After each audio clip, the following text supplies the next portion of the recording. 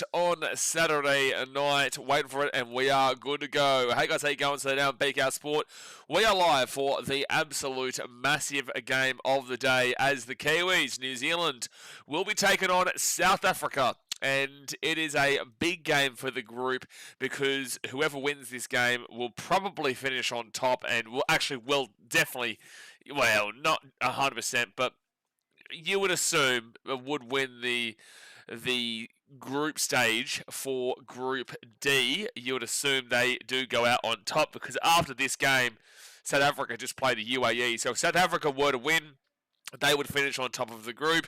If New Zealand are to win, then they just simply would be on top of the group because New Zealand, the only game that they have to play after this is against the Canadians on Tuesday. So this is to see who wins it, despite the fact that the standings, the two teams that go through into the next stage are already predetermined. So South Africa will be going into the same group as, say, for example, India and hopefully Australia, provided we can beat Sri Lanka on Monday. But the Kiwis are, no matter what, going to be going off into the group with the English and whatnot. So very interesting there, but you want to get that bit of motivation early doors here, get that early win, and really announce yourself as one of the big dog teams to go and win this competition. We've seen England slip up, we've seen Australia slip up, we've seen India get their wins, but also not look 100% convincing. We've seen Pakistan get their wins, but also not look 100% convincing. Definitely the USA game, but not necessarily against the Netherlands. So these two teams here are looking to go for a big old Crackamundos to really assert their dominance right now. West Indies obviously look good, but you wouldn't 100% back them in long term. Overall, this is a great World Cup right now, and New Zealand versus South Africa, they're about to get underway, and hopefully it is going to be a huge game. Now, earlier today, we have had two games. Now, we have seen, where is it? So the earlier game today was Ireland beating Oman by 96 runs. They scored 235 for 5, whilst Oman only got to the 139. So that does actually keep... Well, I don't think Ireland can do it, right? I don't think they can, but Group B is interesting right now because Sri Lanka and Zimbabwe are both on 2 wins. Australia currently on 1 win, Ireland 1 win, 2 losses, and then Oman, obviously, they're out. No, the net run rate for Ireland couldn't happen unless... No, it just couldn't possibly happen. So Ireland getting a win there is just good for themselves. But that big game in Group B does come down to the game on Monday between Sri Lanka and the Australians. And hopefully the rain doesn't impact there unless Australia can go and get an absolute smashing win over the Oman players. I was trying to think, what do they call them? Omanis. I was going to say Omanis, but the Omanis next Friday. Anyway, we're going down a whole different path. We'll talk about that in this stream at some point. But New Zealand, they are going to be... I feel, one second, let's just refresh this part. Yeah, so New Zealand are going to be having a bat first, which is very interesting, considering this is in Ahmedabad. I was thinking that whoever won the toss was actually going to elect to bat first. No, sorry, this is what I called. I said today on my streams, on the NRL streams, whoever won the toss and elected to bat second was probably going to win because you want to be chasing here at Ahmedabad, and that's what South Africa have done. They've won the toss and they have elected to bowl. Now, New Zealand's team today, Tim Seifert, he is the wicketkeeper. He's been unbelievable in this tournament. Finn Allen, Rashin Ravindra, he needs to really start getting a move on, man, because he's been disappointing since even before this World Cup. Daryl Mitchell, Mark Chapman, Mitchell Santner, who was the captain, James Neesham, Matt Henry, Lockie Ferguson, and Jacob Duffy, with the South Africans being Aiden Markram, who was the captain, Quinton Cock, the wicketkeeper, Ryan Rickleton, Devil Brevis, David Miller, Tristan Stubbs, Marco Janssen, Corbin Bosch, Keshav Maharaj, Kagiso Rambada, and Lungi Ngidi. And this is a big game for them too because they were this close. They should have probably lost to the Afghanis. They probably should have, but obviously they didn't in the end. But wow, what a game where it went 2 super overs, and Afghanistan were fighting for their World Cup lives, but obviously it wasn't able to be as they were chasing 24 to win off the second super over. They got to 23, which was amazing from Ramanullah Gabaz to go and hit those 3 sixes. It was a dot ball. and then it was a wicket, and then 6, 6, 6, and the final ball, if they hit a 6, they win. But obviously that wasn't the one to come through. So South Africa did get over the line there, but wowee, it was a nerve-wracking time, that is absolutely for sure. Whilst New Zealand's last game, they haven't really had a difficult game at all so far. Well, they had Afghanistan, but they won that with 2.1 overs to spare, 13 balls left. They went by 5 wickets, chasing down 182. And the UAE, they chased down 173, but they did it with 10 wickets to spare and 28 balls left. It was a really, really good pitch there in that game. That was at Chennai, at MA Chidambaram Stadium. The Kiwis have been batting extremely well. You go across their games so far, even in the USA game, they did run out 208 on the board.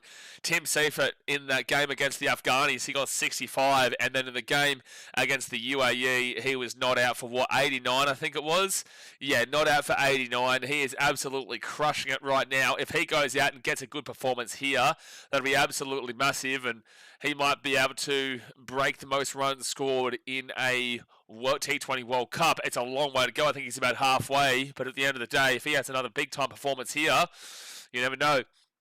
You never know. So, look, I'm looking forward to tonight. There's plenty of players from both these teams in regards to the batting and bowling rankings. New Zealand are ranked number 4 on the ICC ICC rankings, and South Africa are ranked number 5. So, literally right alongside each other. When it comes to the batting, the best player in the game right now is Tim Seifert, who is in number 9. And then you go down to Tim Robinson, who is equal 15th with Afghanistan's Ramanullah Gabaz. But Tim Robinson is not at this World Cup, so do kind of ignore that. We scroll down for the South Africans, and their best batter is Devon Brevis in number 17, and then you get a couple of Quinton de Kock and Aiden Markram, both tied on 22nd. Reza Hendricks, Reza Hendricks is in number 26, but Reza Hendricks is also not at this World Cup right now. You scroll down to Finn Allen in 36th for the Kiwis. Ryan Rickleton, he's in number 40. Daryl Mitchell, he's equal 43rd with Shubman Gill from India. Glenn Phillips, I love him. He's my favourite Kiwi player. He's at number 48, and Mark Chapman is number 50. South Africa's Tristan Stubbs is 52. Devon Conway is not here. He's equal 54th with India's Hardik Pandya. And then we go further down. They've just both got so many batters here. We've got a Russian Ravindra who's down to 79. No idea how he's gone up 8 spots in the recent update. That's crazy. David Miller is down in 82nd. He's gone down 6 spots in the recent update. That is absolutely ludicrous. And then that is it. And then that will be all done. I just want to make sure that is completely updated here. Yes. Okay, so that is completely updated because I was getting a little bit concerned here. Actually, no, that wasn't updated list. That wasn't the updated list. No, it was. Yeah, I'm right. Sorry, it was. So that is the two. They've both got plenty of batters. Bowling-wise, the best bowler in this game on the ICC rankings is Mitchell Santner in 11th. South Africa don't have a player in the top 20 here, but they do have Aiden Markram, who comes in at number 21. Then we got Michael Bracewell for 32 for the Kiwis, but he is not here for New Zealand. No, sorry, I'm looking at the all-rounders here. My bad, I was looking at the all-rounders. Bowling-wise, Jacob Duffy is 5th for the Kiwis. And then we have to go down, again, it doesn't matter because the South Africans aren't in the top 20. Mitchell Santner is in number 23. South Africa's Marco Jansen is number 31. Corbin Bosch is in 34. So South Africa's more middle of the area. Lungi and Ngidi on 45. New Zealand have one big-time bowler, but then outside of that, it does struggle in regards to the rankings. Ish Sodhi, he is in 53rd, but Ish Sodhi is not here as well. A lot of players that just aren't in this tournament. Keshav Maharaj for South Africa is 15. Unrik Norche is 59. And Kangisa Rambada, number 63, before you get to Lockie Ferguson, who is equal 63 with Kangisa Rambada. So overall, on the George Linde, 69 for South Africa. Otniel Butman is equal 69th as well for South Africa, and Zachary Foulkes 71st, but he's not here for the Kiwis. Overall, South Africa do actually have a better bowling lineup here on paper and at these ICC rankings, but both teams do struggle with the bowling in this World Cup so far. They did. The Kiwis did give up over 200 runs to the Americans in a warm-up match. They gave 182 runs to the Afghanis. They still gave up 173 runs to UAE. So they can give up plenty of runs here, the Kiwis. But for the South Africans, they've been giving up plenty of runs themselves, except for really two. No, they.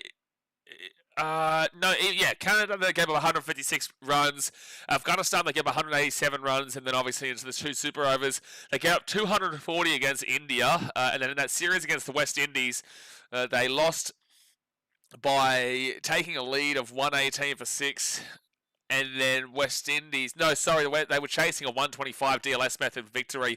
West Indies got to 114, they got to 118, they needed 125. But they did give up 221 runs to the West Indies in that game 2 and 173 runs to the West Indies in game 1. And you don't want to know how much South Africa gave up in that recent T20 series back in December. There was just a lot of runs. 231 is one of them. It just unbelievable stuff. So look, both teams can struggle in the bowling. Both teams very good in the batting. The Kiwis have been absolutely on fire recently. Hopefully we're going to get an absolutely massive game here. Obviously go and hit that like button. Subscribe if you're new around here. We have got another big game tomorrow night, which is going to be the whopper of that is India versus Pakistan. That is going to be absolutely mental, and I hope you're ready for a big one. Five Fistum says Group D is a bit boring as these two teams will pretty much go in the Super 8. Yeah, no, it's game over here in Group D. It just comes down to who comes first and second, which actually ultimately doesn't really matter because the seeding has already been done before the tournament. But look, at the end of the day, it's still a very big game here between these two teams where they're trying to assert dominance in their group and get that big scalp before they get into the Super 8. That's obviously coming up over next weekend is when that does start. The most exciting group right now is probably, it's between both B and C, but I really would say it's B because West Indies and England are just simply going to go through their group. I feel like with B, it's a genuine chance that any of Sri Lanka, Zimbabwe, or Australia could miss out. That Australia-Sri Lanka game is so massive on Monday that whoever wins that one is pretty much in because Australia will... Because like Zimbabwe, who do they still have actually? So Zimbabwe do play Sri Lanka again. Zimbabwe play Ireland. If they beat Ireland and Sri Lanka lose, oh man, that Group B is actually interesting and all over the shop if you think about it, man. That is interesting because if Zimbabwe lose to Ireland and Australia beat Sri Lanka, then that means that it's guaranteed basically Australia go through because they will beat Oman next Friday. That's just not happening. We're not seeing that big of an upset. That would be way dwarfing the upset that was Zimbabwe over Australia and the likes. But if Australia are to lose to Sri Lanka, then they're done. Unless Zimbabwe lost to Ireland and then Zimbabwe lost to Sri Lanka, which I can't see happening. So basically, it's a must-win for Australia. It's not like a guarantee that they've made it, but if Australia beat Sri Lanka, then it would be 4-4-4. You assume Zimbabwe have beat Ireland, so they'll be 6-4-4. If Ireland can get a big win, that'd be huge. But if it's 6 Zimbabwe, 4-4 Sri Lanka, Australia, the net run rate for Sri Lanka will be well in advance, and then you would realistically not care for Australia's perspective who won between Sri Lanka and Zimbabwe. You would prefer Sri Lanka beat Zimbabwe overall. You would, because then the net run rate is possible to chase down. Like, yeah, it's very interesting that Group B. Group B is the most exciting of the lot right now. Dwyer says, stat, this is the first meeting between New Zealand and South Africa in T20 World Cup since 2014. South Africa have won all the 4 previous meetings between the two sides. 07, 09, 2010, 2014. Well, that'd be huge. That would be huge. That would be huge. Alistair says, I'm from South Africa, but we'll support the team because of selection. We'll support the team because of selection. They leave the better bowlers behind who would have done great on Indian pitches. So you mean, but won't support the team because of selection. They leave the better bowlers behind who would do great Indian pitches. Well, Alistair, it's funny you say that because a lot of Australians right now are complaining about similar things where it's just the old boys club and they've just chosen the same guys just based off of name rather than based off of the quality and the form that they're showing right now. And that's why you've seen that Australia just haven't looked that great in recent weeks. Okay, the first ball comes up and the Kiwis will get a hard edge that's going to go for a 4 for Tim Seifert. Wow, that was very, very lucky. Lungi Ngidi with the bowl there. Lungi Ngidi with the ball, and he nearly just picked up a wicket. Let me get this scorecard up for you.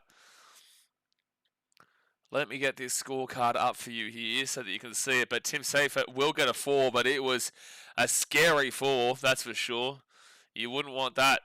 You wouldn't want to see that ever again. Wowee, that was scary. Carl says, afternoon England Blades, another convincing win for England, I see. I don't know about the word another being a key player there, but definitely a convincing win today for England to bounce back after their loss to the West Indies. Oh my gosh, Seifert is just edging close to a wicket here. It will be prevented on the boundary, but geez, he just keeps pushing it off, and that was even closer than the last one. Wow. Ryan says a 4 first balls, South African bowlers in for a smack, and I feel maybe, but if you're watching the first 2 bowls, you know it's been close to 2 wickets as well. A 4 off the first ball, but close to 2 wickets. Fire Fishman says, do you predict this will be a 200-run game? Well, this is a really good pitch for batting. It's usually, I feel like, the team that is chasing that wins here at Ahmedabad. I'm actually going to go get that. Ahmedabad first innings score average. But the bowling for both these teams is underwhelming in a lot of ways, but the batting is very, very good. So not Test, I want T20I. So in 2026, the average, 2026 so far has been 200. That will be a single here for Seifert. So we'll get off strike and Finn Allen will come on. One sec. This is crazy, actually. So 2026 was the average so far this year. 2025, the average first inning score is 231. And the first inning score average in 2023 was 234. So it's actually dropped off just for this year specifically. Teams batting first won 100% of the time in T20I matches at Ahmedabad. Oh, okay. Well, that's an interesting call then, actually, from South Africa. That's an interesting call. In the 4 games it's been there, the team batting first has won all 4 times. That's going to be hit on the ground just for a dot ball. 4 balls in. 4 balls in. Do forgive me, guys. I am exhausted. I've done 4 streams today already.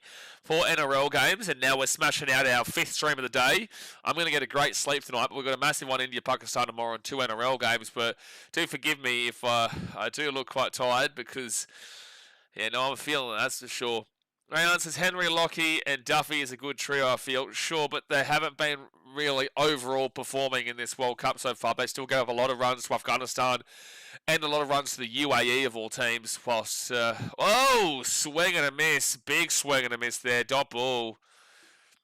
If you've watched the World Cup so far, you know that both these teams on the bowling end haven't exactly been spectacular. Yeah, Carl, really looking forward to this game. Should be a belter. Yeah, I actually thought that Ahmedabad was good for the chasing team, but not based off of the stats that I've just seen now. Not based off of those stats at all. Trouble with Allen is that he tries to smack every ball. Well, he just went for an absolute smack just then, but obviously it did not come off.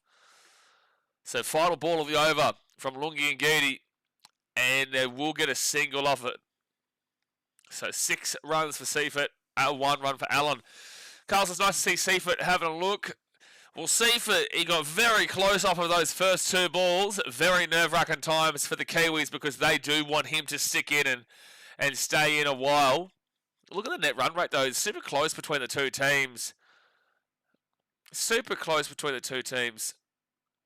Oh, wait, no, New Zealand haven't played. Yeah, no, New Zealand have. New Zealand have, but they just absolutely crushed them in regards to the batting. Oh, man, Monday. I'm looking forward to Monday so much, dude. Sri Lanka versus Australia.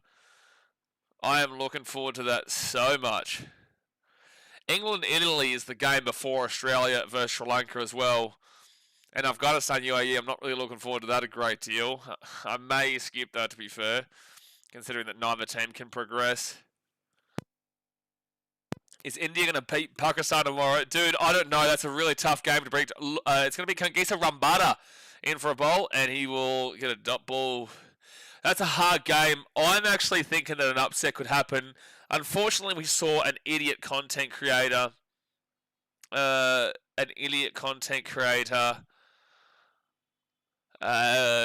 the piss and go up and harass an Australian content creator in a Sri Lanka game from Pakistan. So I'm not exactly too happy with the Pakistanis right now in regards to that idiot. But overall, I think Pakistan can win that game.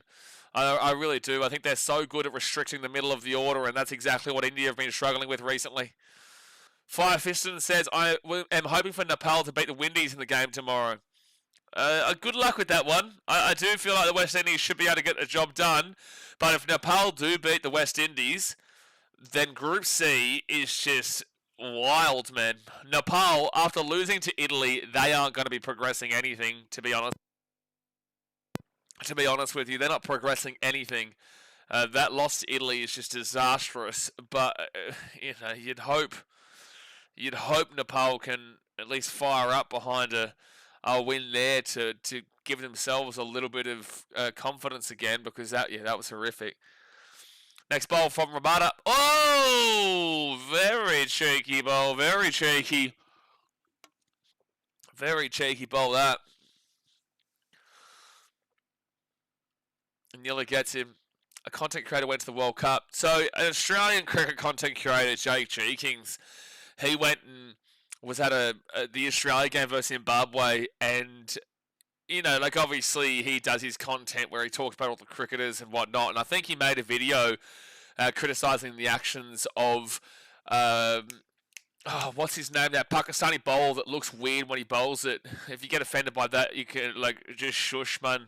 But he's weird with his bowling action. I can't think of his name right now, but he stops and then bowls it. And Jake made a video or something saying this is weird and take the piss out of it. Usman Tariq, thank you, Serpent. And anyway, this Pakistani clown, who is somewhat of a content creator in his community, has 80,000 followers, went up to him and was giving him sandpaper, which is fine, but he was quite aggressive about it and was in his face about it. And Jake stood his ground well and just told him to fuck off, mate, you're an idiot. And I think that's great. I think it was good of him to hold his ground, but it was just so shithouse. It's you're not funny. There's a reason why most people clown on people like you, and you're not really helping the support of Pakistan. He's don't clown on don't say bad things about my players. Man, eat a dick, bro. You're not people who are content creators. I'm not criticizing the player as a person, but I will criticize Usman Tariq's bowling action because it looks weird. That doesn't mean that it's an illegal bowling action, but I absolutely will criticize it. Hold on 1 second. We'll talk about this in a second. Thank you very much, Carl, for the £5 donation. This is fair play to all the stream, mate. I really enjoy the content. You're a legend, Carl. Thank you very much for supporting the content. And now back to ragging on this clown. That's going to be a single here for Finn Allen. He'll get to 2, and it'll be 9-0 after 2 overs. But it's when you're a content creator, you're going to talk about what's happening in the game. The big conversation in world cricket in the last week has been Usman Tariq's bowling action. It's weird, it's spicy, it's all over the shop. The ICC and whatever can decide if it's legal or not. That's up to them, that's fine. But we are allowed to talk about it as well. And you've got this guy thinking he's... the Pakistani players ignore this dude when you look at his video. They ignore him, probably because they realise that he's a tool. But it's just wild that he feels like he has to stand up for his team and go aggressively harass somebody in the stadium. And there's a lot of people saying that there needs to be more security in regards to preventing incidents like this. Like, it didn't get aggressive, but Jake stood his ground and said, like, what are you going to do? Like, he didn't do anything wrong, so it's just really unfortunate. That's a big shot, and that will go for a 4 from Finn Allen, who will get to 6. Be a 4. Really good, bro. I didn't expect anything. Thought we were going to lose, but I'm very happy about 4-0. 4-0? What are we talking about here? What are we talking about here? Their rebuttal is normally, what about Bumrah? Indians and Pakistanis are always pointing fingers at each other. No, but it was an Australian content creator there for the Australian team, and it was a Pakistani having a crack at him. And this guy was like standing up saying like, oh, well, don't be rude to our players. Oh, we're back on. Yep, VPN. I'm going to go on to VIP box. Sorry, guys. I'm still here. If that happens, just stick around. But for some reason, the VPN, maybe old mate content creator has come in trying to stop my stream. Maybe he's in here. For some reason, that VPN has just been awful recently. Because, like, you can see that when we're doing the NRL games, I don't need a VPN. There's nothing wrong with it. But when we do cricket, whenever I have to use the VPN, it just messes up. So let me just go and get the illegal stream service when I don't want to use an illegal stream, but I guess I'll have to. Maybe old mate's not happy with me. He's getting the whole of Pakistan onto me. Maybe that's the case. I'm terrified. Oh, okay, that says that stream's starting soon. Well, the game's been on for a while, so I'd hope it's not starting soon. It's already on. FIFA World Cup 26 will be a hit. Keen for it. Yeah, I won't be streaming it, but I might stream Socceroos games. You use a VPN for your OnlyFans? Oh, no, I use a VPN for Amazon Prime. But I don't know why. It just absolutely cracks the shits because there's nothing wrong with the old internet at all. There's nothing wrong with the internet. It's just that the stream the other day was causing, the VPN the other day was causing Shatija a whole bunch of damn problems. Oh, is there a review here? There is a review here. There's a review for a potential wicket here. Hold on. Hold on a second. Ultra Edge. It's going to maybe touch the fingers and then go into the wicket is what I'm assuming we've missed. No contact with the body. Well, his hand's nowhere near it. So why has this been reviewed? Why was that reviewed? His hand was nowhere near it. Yeah, it's not out. His hand was nowhere near it. At all. Anyway. If everyone has a problem with it, ICC might just change the rules to make it illegal. I don't think everyone does have a problem with it, but like we're going to take the piss out of it and have a bit of a laugh. That's what we do.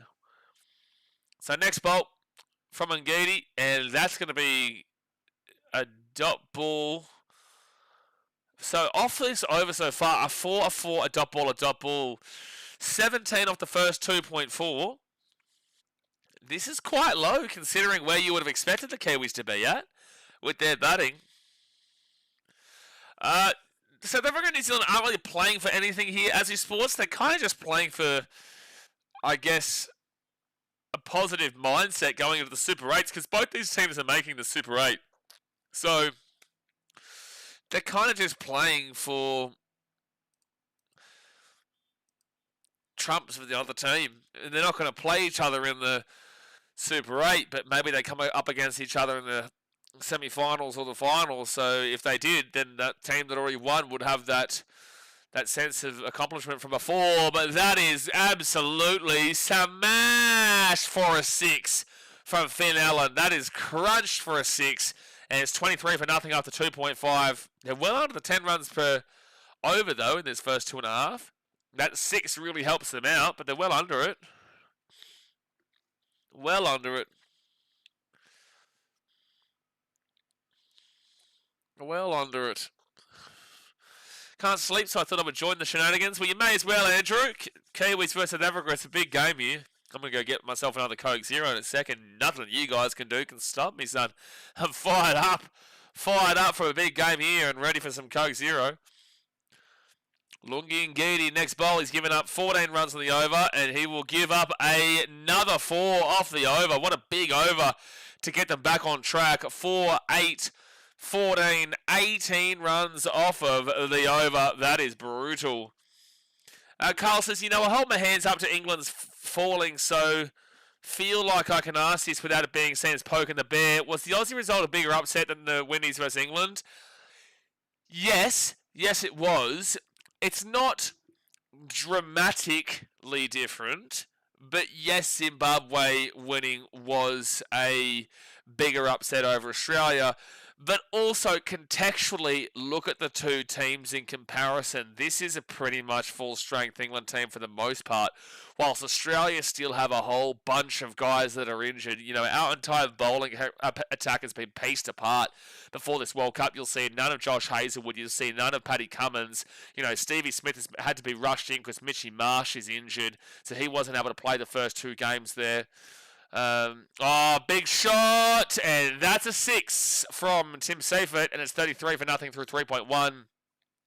I'm not making excuses because we shouldn't have been losing to Zimbabwe, but Mutabarani is a very good bowler, and so is Ngarava, and they do have a good bowling attack there with Sikandar Razar, and can't remember the other guy's name. But overall, Zimbabwe are a spicy little team. We've actually never beaten Zimbabwe in T20 World Cup history. We've played them twice and lost to them twice, one being back in 2007.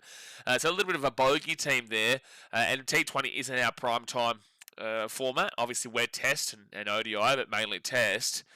But the point is that, look, I don't think that England should have been losing to the West Indies, but overall the bigger upset is definitely Zimbabwe. And no, I don't think that you're poking the bear, mate. It's a legitimate question. Unfortunately we had a couple of clowns on our NRL streams coming in for a bit of a slap, but it's crazy because at the end of the day there's still two big upsets that have happened in this tournament, and it's come from... Oh, he's got him! Tim Seifert's gone on 13. Seifert is gone on 13. That is a massive wicket. That is a massive, massive, massive wicket. And Seifert has gone on 13. Early doors. Wow, he's gone for a swing.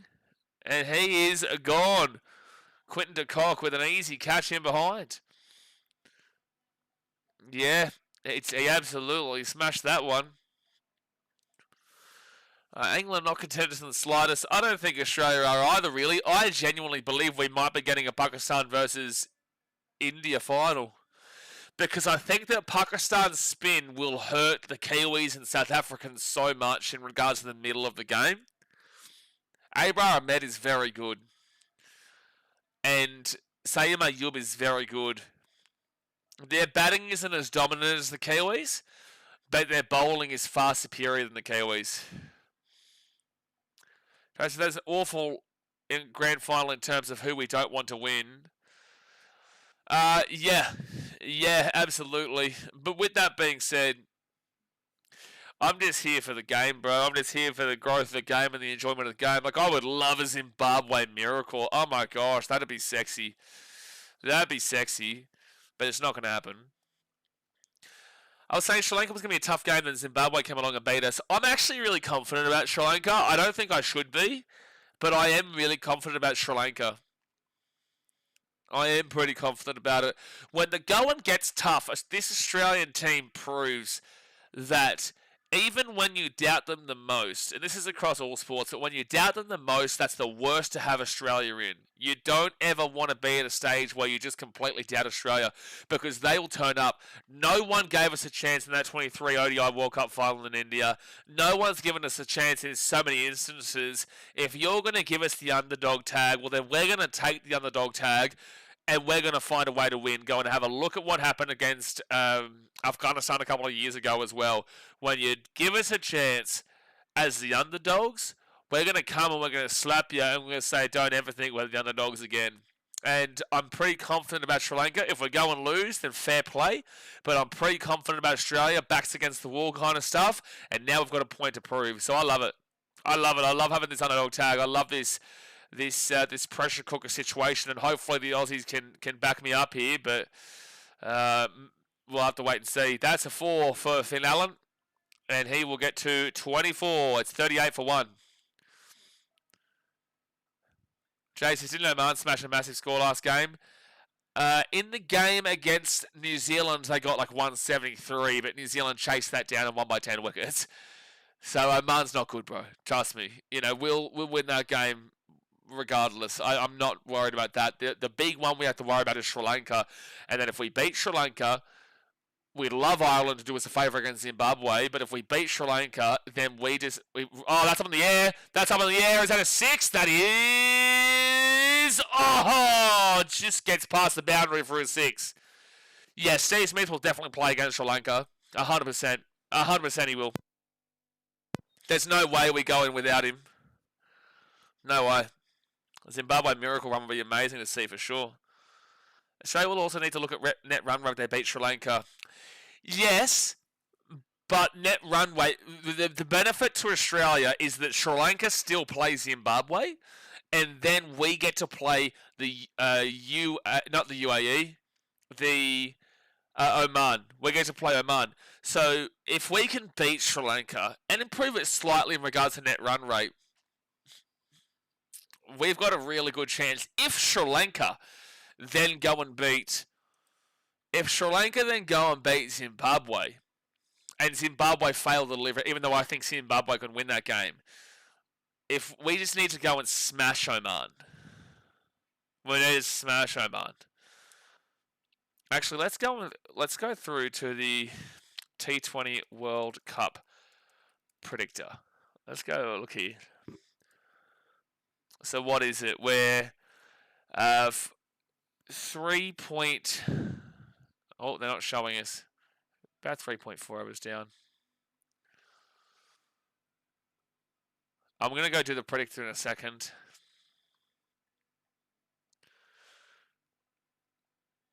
It must have been the end of the over there. Best performance runners up in 2021. Great game that. 2021 final. So yeah, 4 overs down. It's 44 for 1. So they've rocketed past the 10 runs per over. They were well behind the 10 runs before, and now they're above it. That's going to be shot through, but just for a single there to Ravindra. He'll be on 2. Okay, so let's go and say that Australia beat Sri Lanka. And let's put it that the team that bats first is Sri Lanka. And they get, let's say they get 145. And then we go and get,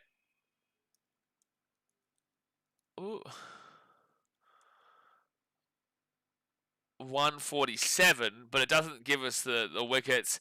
So if we... No, we need more than that. How do... Hold on. So I'm just trying to figure this out here. Okay, so let's just go straight, make it easier. Let's go and say that Australia bat first and we go and get 178.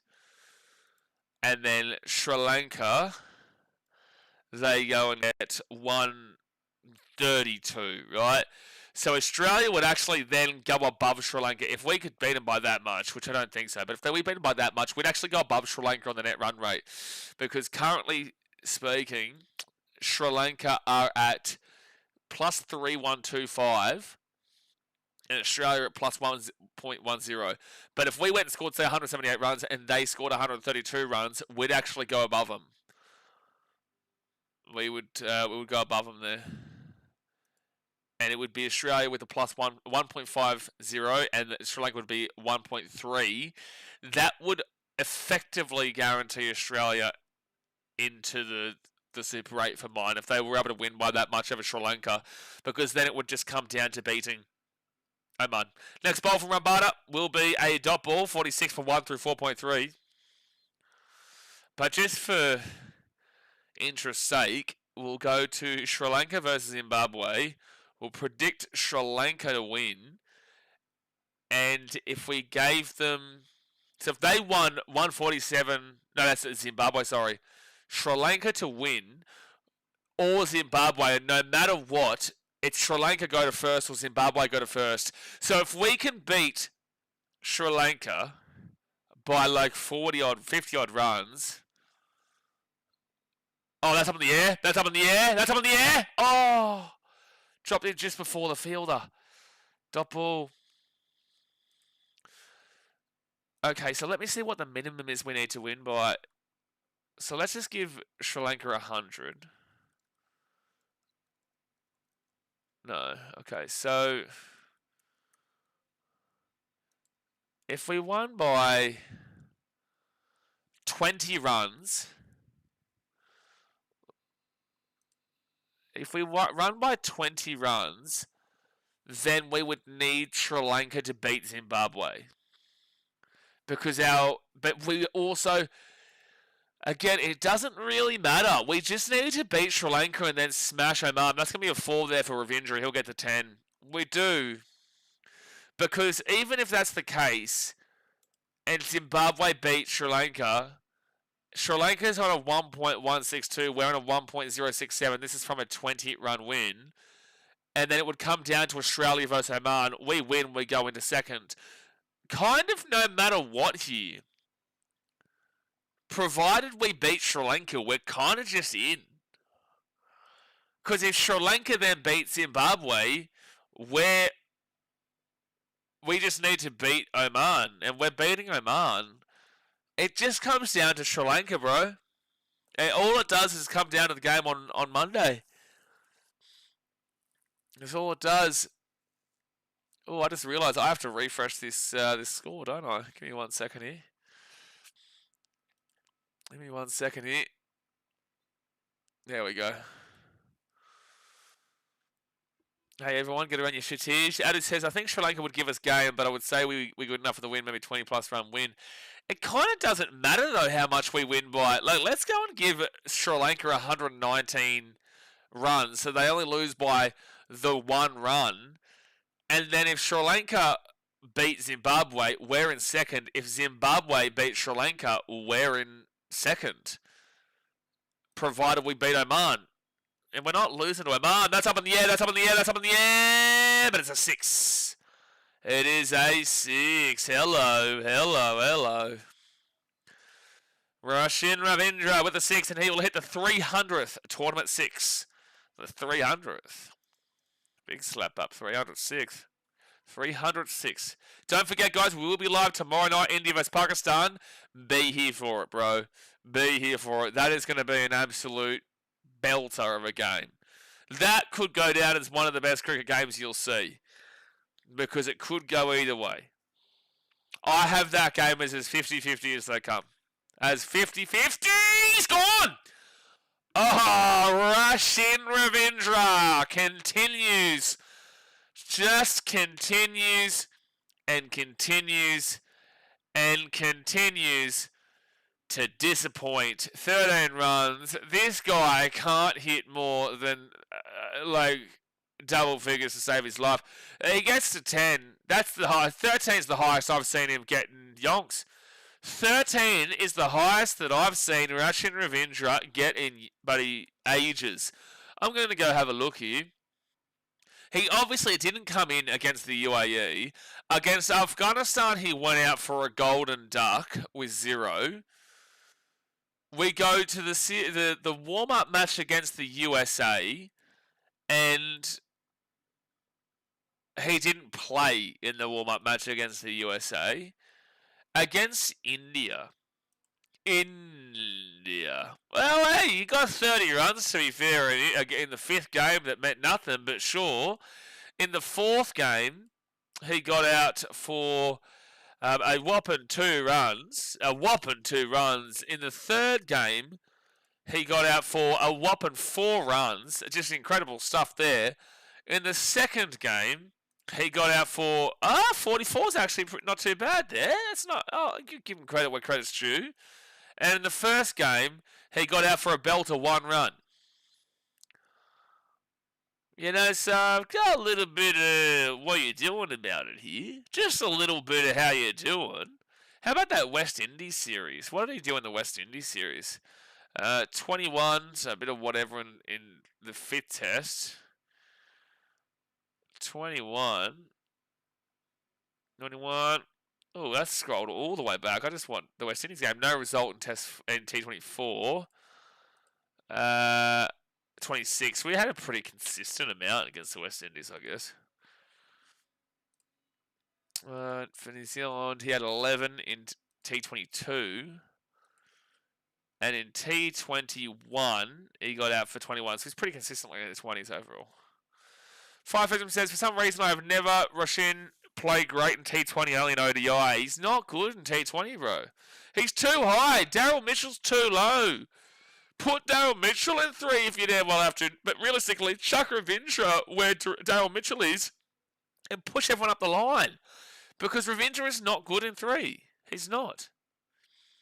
I reckon the line chasers will do, NZJ says. I actually back South Africa to win this game. South Africa versus Afghans still tournament of the game. Still tournament of the game, eh?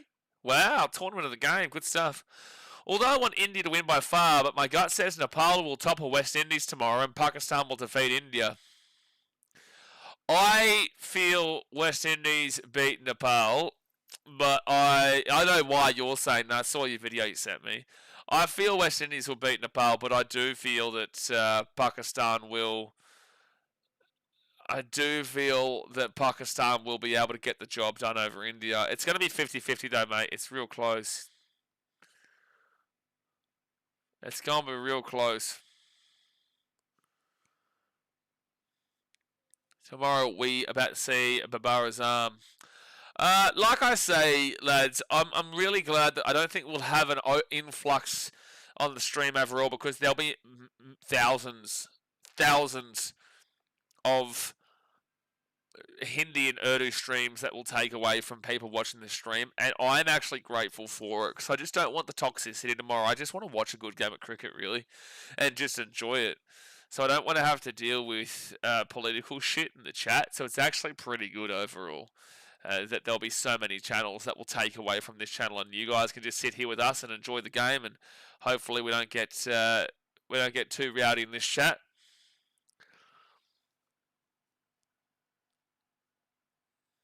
But Marco Janssen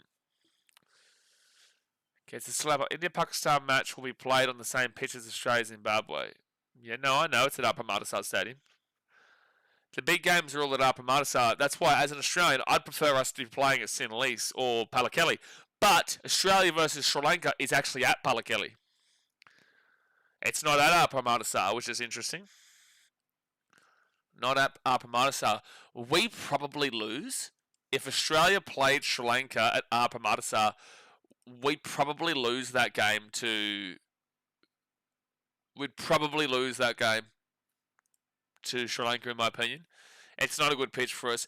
But also, Travis Head deciding to bat second was just stupid. To send him into bowl first as an Australian, it was just dumb.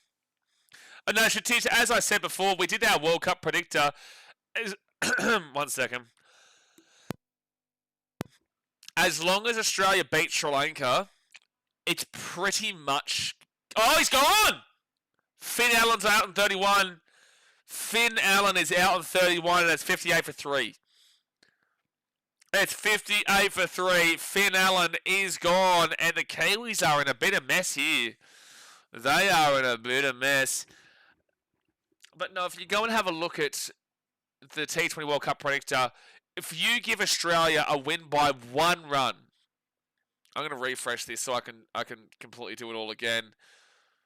So we give Australia a win by 1 run. So that would mean that Australia would be on 4 on 0.750, Zimbabwe on 4 with 1.984, and Sri Lanka on 4 with 2.067. Right? So then if you give a win to Sri Lanka, and let's give them also a win by 1 run. Let's give them a win by 1 run. So that would mean that Zimbabwe will be on 4 points. Oh, that's why I forgot about the Ireland-Zimbabwe game. Oh, forget me, lads. Forget me. I forgot about Ireland-Zimbabwe. Well, if you give I'm just giving Zimbabwe the win. And I'm going to give them a 50-run win because I reckon they could do it. No, you know what? Let's give them a win of like 167 and Ireland get 147. So a 20-run win for Zimbabwe. They would be on 1.2, Sri Lanka on 1.5, Australia on 0.7. Then Sri Lanka win by 1 run. Australia win. They would need to beat Oman. 167, 150. They would need to win by more than 17. They would need to win by more than 22. Oof, 32. 42. 52. Would they have to win by like 67? They might have to win by like 67 against Oman, which is entirely possible, mind you. It's entirely possible. 110.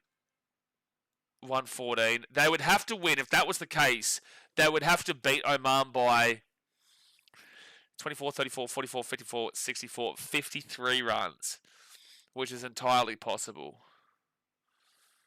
That's entirely possible. But if Zimbabwe won, let's go by 1 run, well, then it's a lot easier. It's actually a lot easier because then Sri Lanka, we wouldn't need to win by anything. We just need to win and we go above Sri Lanka.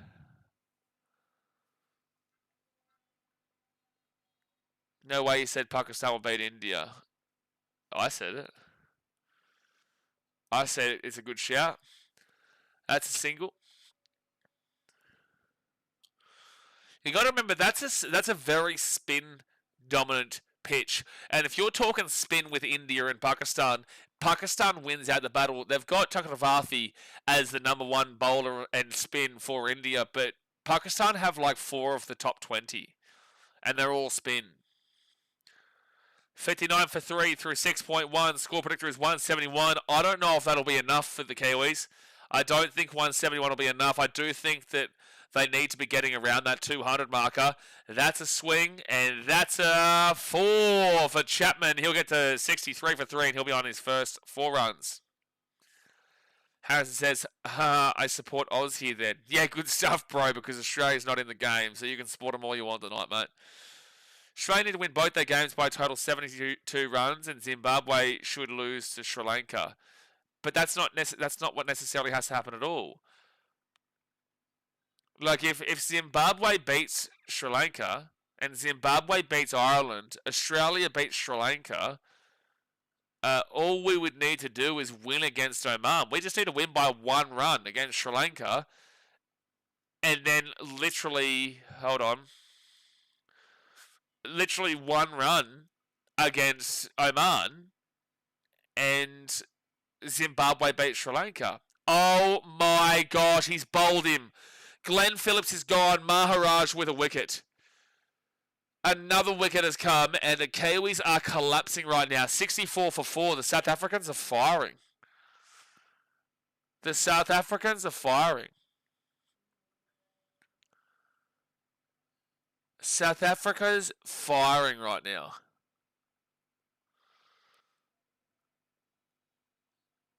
That is huge. An inside edge onto the stumps. An inside edge, and the Kiwis are under the pump at the moment. But let's go and assume that Sri Lanka beat Zimbabwe. No, because that's just simple as that. But if Australia were to say beat Sri Lanka by 30 runs, we get 178, and we'll give them 148. Then we would have to win. We would have to win by...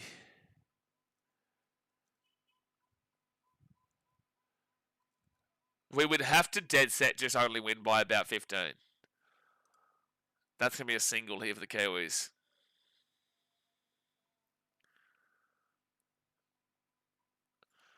$190, $185, $186, $7, $8, $9, Okay, so we'd have to win by 12 runs. 12 runs.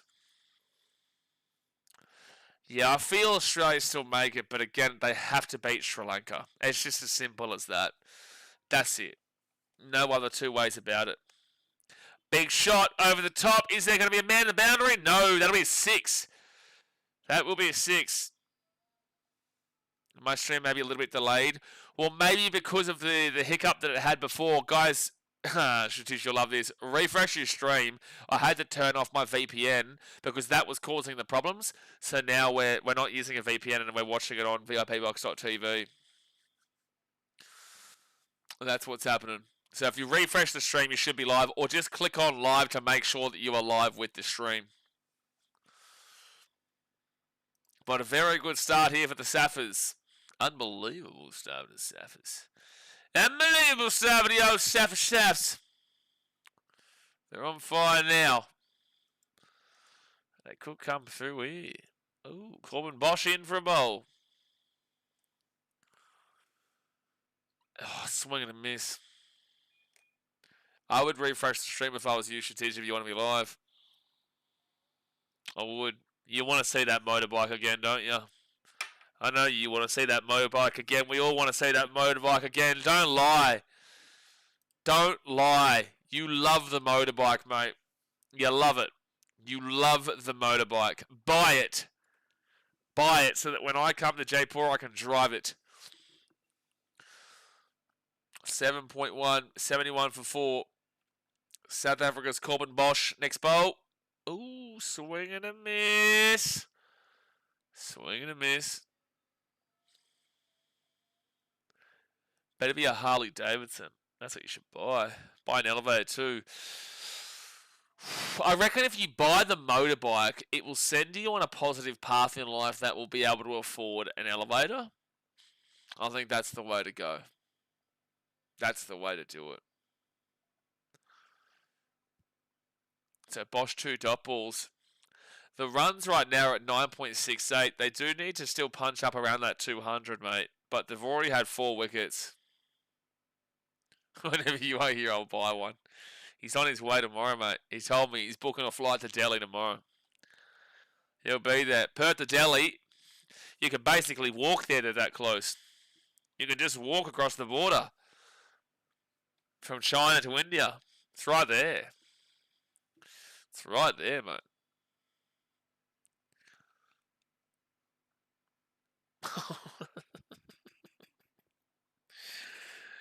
Come on, man. Be respectful to the city. Jay's favourite place is Delhi. Jay loves Delhi. Everyone loves Delhi. Oh, swing right up Broadway for a 4. That's a good shot from Daryl Mitchell. He'll get to 5. I'd rather the Blue City. Yeah, I'd like to go visit Jodhpur. I would like to go check out Jodhpur. Yeah, the Blue City. It's a great city, Jodhpur. I do. A lot of people do go past there. But more so, people obviously go to Jaipur. Because of the Hava Mahal. Which is way smaller than it looks. Like when you look at photos, it looks massive. But the Hava Mahal is actually quite small. It's actually really small. That will be knocked in for a single. One more ball left of the other. No, it's going to be 2 runs, actually. 2 tourists just disappeared in Jaipur a few days back with no traces at all. Be careful. Really? What nationality do you know? I'm guessing backpackers. I hate to say that, but I'm guessing backpackers. That's interesting, man. Japanese. Men or women? I hate to ask it. I hate to ask it, but men or women? Or both? So one more ball left of the over.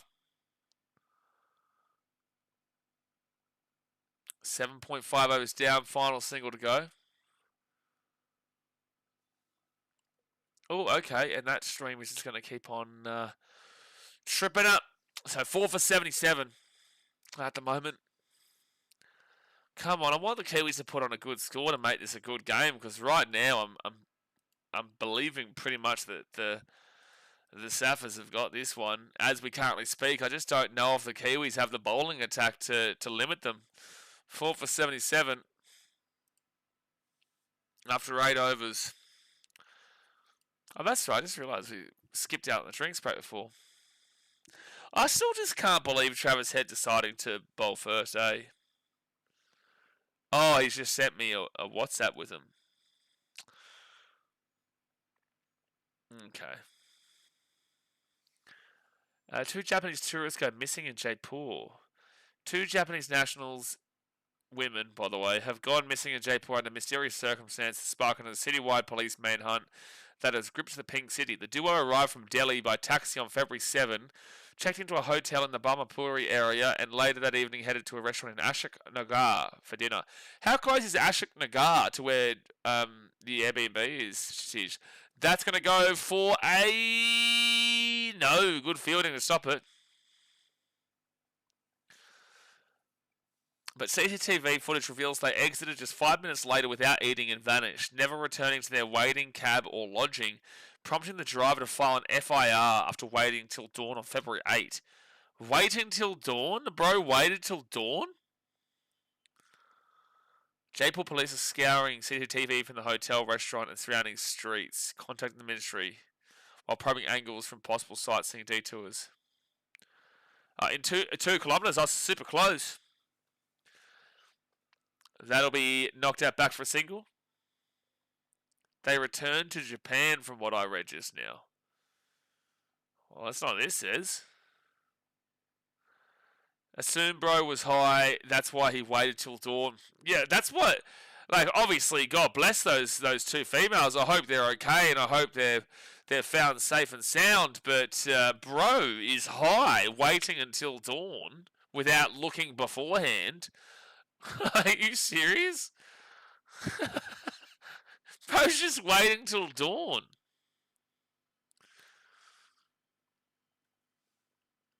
I might Google it and see if they have been found. Tourists Jaipur. Next shot will be a single. No, that'll be a dot ball. So 81 for 4 through 8.4. Oh, finally solved.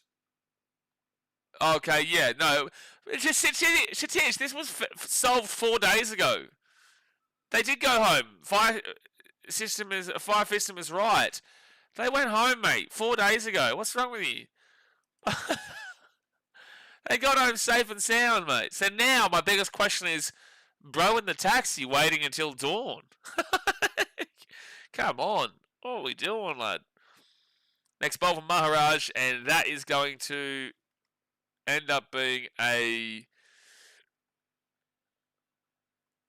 That will be a single. For Chapman, he'll be on 19. 1 more over until the 10th over. Guys, obviously hit that like button. Subscribe if you're new around here. I might actually go grab a Coke Zero as we get into the halfway point of this first innings. Because I don't have a drink right now, and I feel like a damn well drink, and there's nothing you can do to stop me. Rumours have it the taxi driver is still waiting. Rumour has it the guy's a Parramatta Eels fan. That's why he's okay with the wait. I'll be back in a second.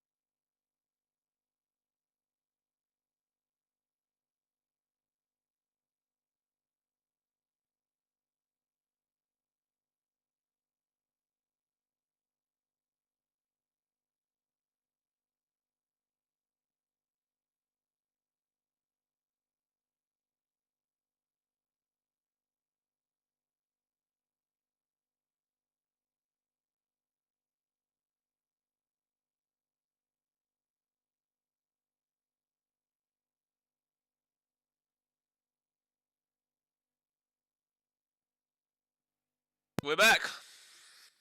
And we're 9.1 overs down. It's 87 for 4. And that is a potential chance of being too high. That's a good bowl, though, from Lungi and Gedi. Oh, was it? Or was it? Yeah, no, it was too high. No, Markham's shaking his head. That was too high. I will send the taxi driver to Jay if he comes to Jaipur. Well, good, because I don't think Jay's ever going to go to Jaipur. But it's a good bowl, but it's too high. I don't think Jay's ever going to go to Jaipur. However, if you tell him to go away to the airport, I reckon he'll wait there until Jay gets there. Never. It'd be like that Hajiki, what was that dog's name? That story of the dog that waited for the dog's owner died, and it waited for him every day at the train station or something. Haji dog, Haji dog movie. Hachi, A Dog's Tale. That's it. Great movie, unbelievable movie. That'll be what that taxi driver is as he waits for Jay. But no, just to confirm for anybody who was actually worrying, the two ladies actually went home to Japan.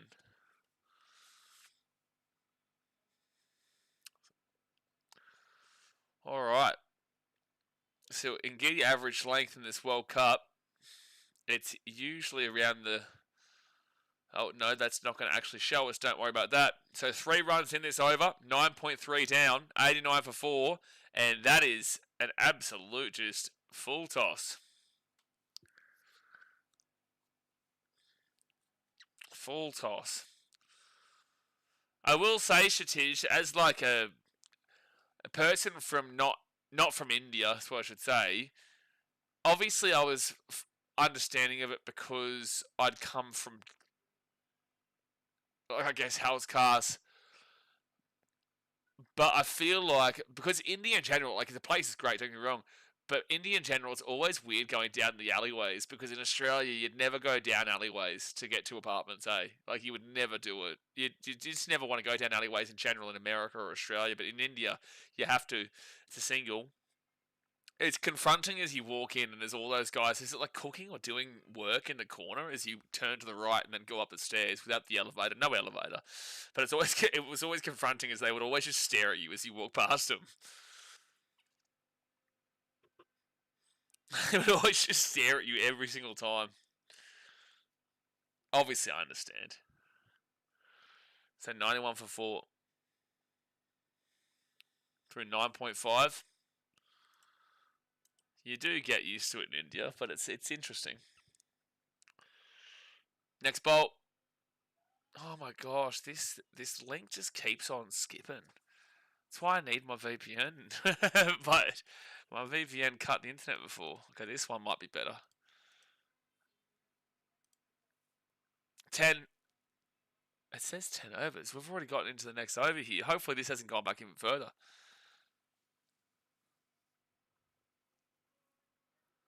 Yeah, I'm going to try to turn my VPN back on, guys. I'm going to try and turn it back on so that I can get onto Amazon Prime.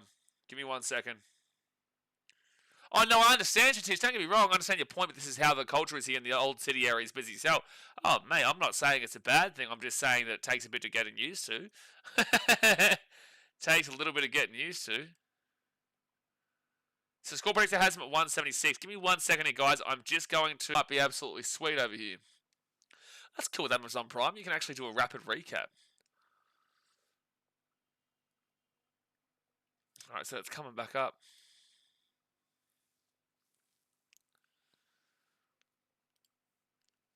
So 10.1 overs down. It's 93 for 4. Cobb and Bosch. And that'll be a swing, and they'll go for a 4. That goes to the fence. Chapman with the boundary. These two guys are saving New Zealand's bacon at the moment by keeping them well in this game. As I always say, you get to the 10 over mark, double the score, and then you give them 20-30. So it was about, what, 95? That's 180. That's 190. 20-30 is 210, 220. I don't think they get there, but you do usually look at that. Haryana. I don't know about Haryana. Do Indians not believe in elevators? This is such a crazy comment from Andrew. Next bowl.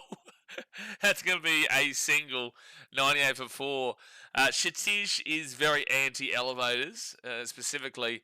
But no, elevators, they aren't extremely popular in India. And I feel like the reason why is because unless it's a 5-star hotel or a big hotel, the power outages are crazy. I feel like, is that the reason, Shatij? Because the power outages go nutso. In Jaipur, obviously, there was a power outage. In Udaipur, there was many. And you don't want to be stuck inside the elevator with a power outage because it can last hours. It can last ages. I don't know if that's the case, but that is a factor, I would say, surely.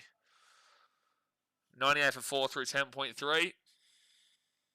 Surely that's a factor. Shatij's place doesn't need it. We just joke around with him. But overall, I would say that elevators aren't a big thing outside of the big establishments for that reason. Oh, they want to. They will get to, though. Good running, and they'll get to the Hunji for the Kiwis. Kiwis get to the old Hunji Hunch. Hunji runs, 10 kits delivered. 2, 3, 4, 8. I don't have the power outage problem for the elevator, it's just that I don't have space for one. I was there for 2 seconds in the power outage. When happened? It happened when I was streaming. It happened when I am a streamer. I won a rugby league game, a streamer cut out, power outage. Oh, that's up in the air, that's up in the air. Is there going to be someone there? Oh, it goes over the fielder. And it will go for a 4. It will go for a boundary, and Chapman and Mitchell, they are keeping the Kiwis alive. But you don't want to lose a wicket, because 104 for 4. You do not want to lose a wicket. I haven't sold an inverter now. Ah, so you just let me suffer. You just let me suffer in the pain of no elevator and no power, and then once I leave, then you sort it out. Unbelievable. Same as SA, they have load shedding. South Africa, that would suck. Fiji has it a bit too, dude. Like, Fiji has it a bit. Well, we have our own generator in Fiji, which is nice. Otherwise, I would have been screwed for the summer of cricket. That'd be 2 runs for Daryl Mitchell. He'd be on 23. 108 for 4. No, 106 for 4, sorry. I keep forgetting they've already updated it. So 2, 4, 5, 6, 10, 14 runs off the over. Big over. 9.64 in the run rate, 11 overs down. Andrew says, oh, so Shatij had to put up with your shit when you were in Jaipur. Yeah, no, I got really sick at his place and he hooked me up with the old KFC. He did. I made you suffer and you made me too. Jay has taken all the revenge from your side. What do you mean I made you suffer? wait a second. How did I make you suffer? What have I done? I did nothing. Next ball. Swing. Double.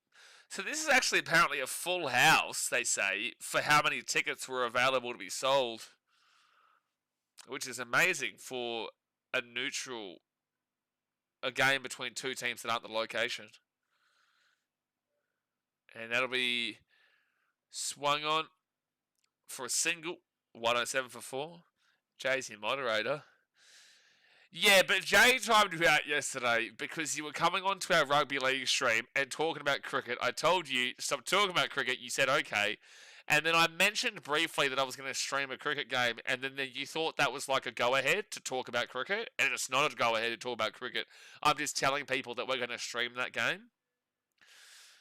So that's why you said see you tomorrow.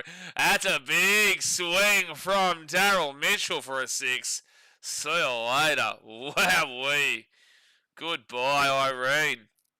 Mitchell with the 6. It's 27. It's KFC good at least. Wasn't too bad. KFC in Australia was better. KFC in Vietnam is not bad though. It's pretty good. Carl said this is a sellout and there are a lot of people in fancy dresses seats. They've just said in the commentary that the amount of tickets that were sold for this game is a sellout. So, the bud, Ahmedabad has 135,000 as a capacity. It's the biggest stadium in the world. Forget the idiots in North Korea trying to tell you a lie about their stadium. 135,000 is the biggest seated stadium in the world. Now, if you could sell out that, amazing. But they didn't sell out all the tickets, obviously. They didn't want to try and sell out every single ticket. But that's an amazing crowd here between New Zealand and South Africa. Need a BK Travel fast food tier list. Yeah, but people are going to disagree. And I'm going to be like, I don't like you because you're going to try and tell me that Chipotle is not good. And you're a disgrace, Andrew. I've told you this before. Ahmedabad was created in 2021, right? The stadium. I will go find out. Obviously not Ahmedabad, the location. Created in 2021 is the world's largest cricket stadium with 132,000 seats. It's the world's largest stadium. Largest stadium in the world is. Forget him. Don't even listen to him. It is Narendra Modi Stadium. Oh, that's gone for a 6 from Chapman, and he's on 33. That's a huge 6.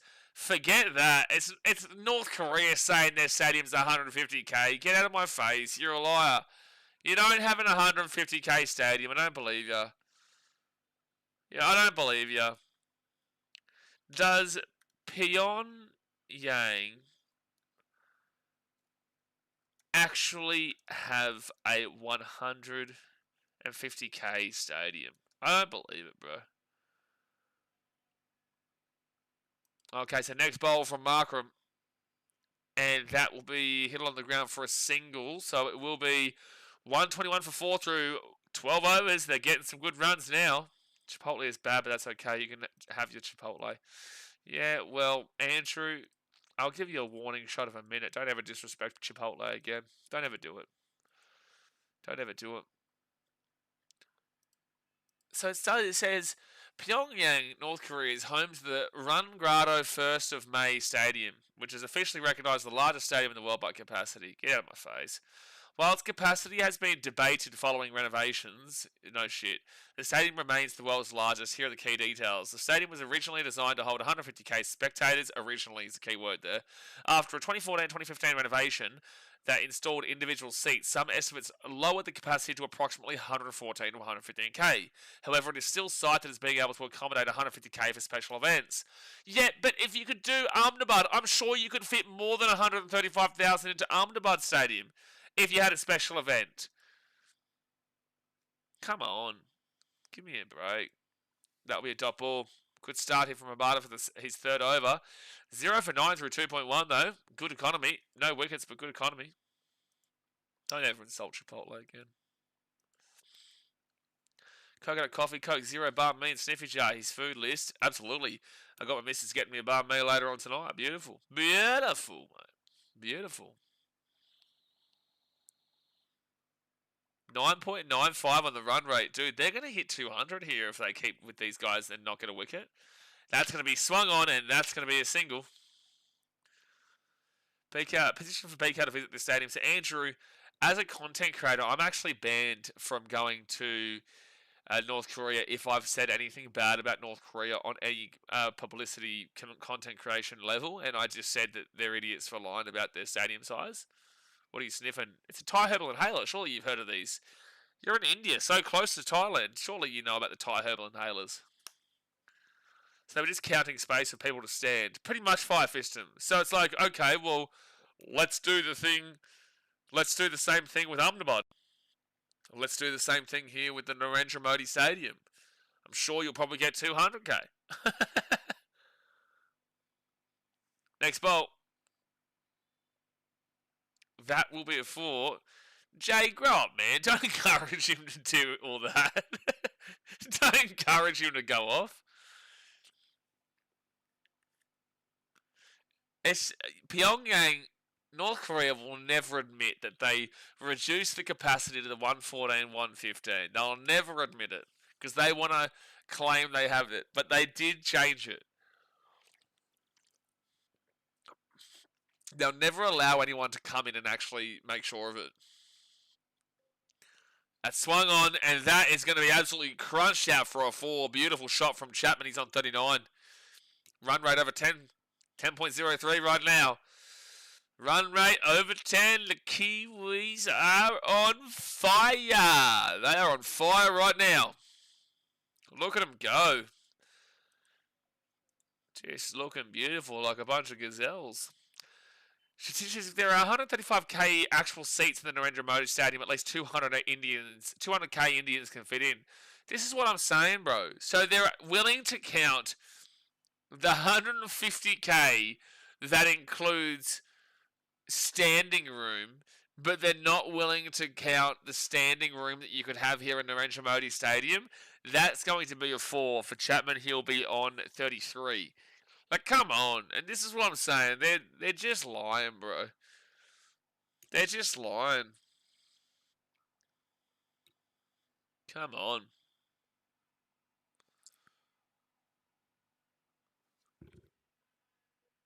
I thought I heard someone come in the door. Don't worry about me.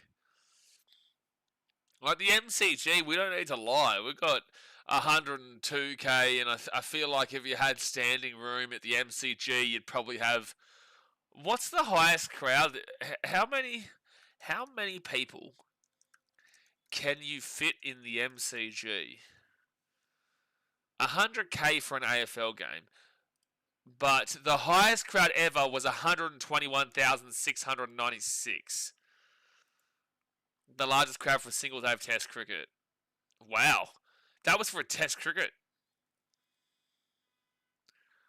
Oh no, the largest crowd for a single day of Test cricket was 94,199. That's huge for a day of cricket, like a Test cricket match on day 1 of the 2025 Boxing Day Test. Wow, last year. Okay.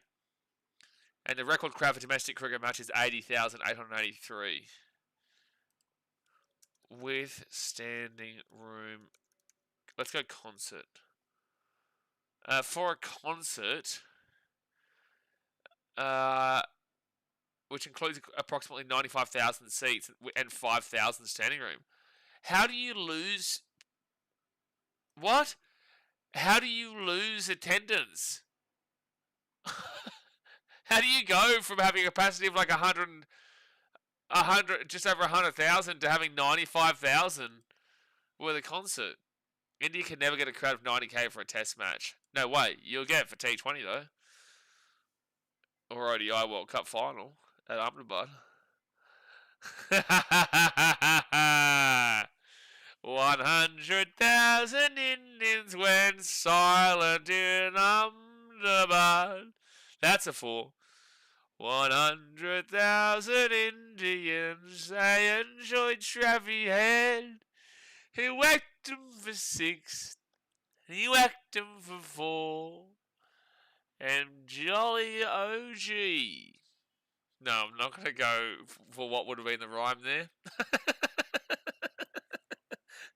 I was thinking of the rhyme and I realised the word, and I'm like, I'm not going to use that word. So Marco Jansen, 3 for 28. He's having a really good night with the ball. Marco Jansen, how about him? He's having a big night. It is 136 for 4, but the issue is they're giving up a lot of runs. So the 3 wickets is huge, but the 28 runs is also quite large. Mark Chapman has been spectacular today. He's been really good. 13.2 overs in. They need a wicket really badly. Oh, wow. If he hits the stumps there, he's 100% gone. That was so close. The bowler is thinking about potential LBW here. I don't think they're going to review it. Oh, they are going to review it. They are reviewing this. It's a big wicket if they can get it. It's a big wicket if they can get it. They do need a wicket right now. These guys have put on a massive partnership from the early onslaught.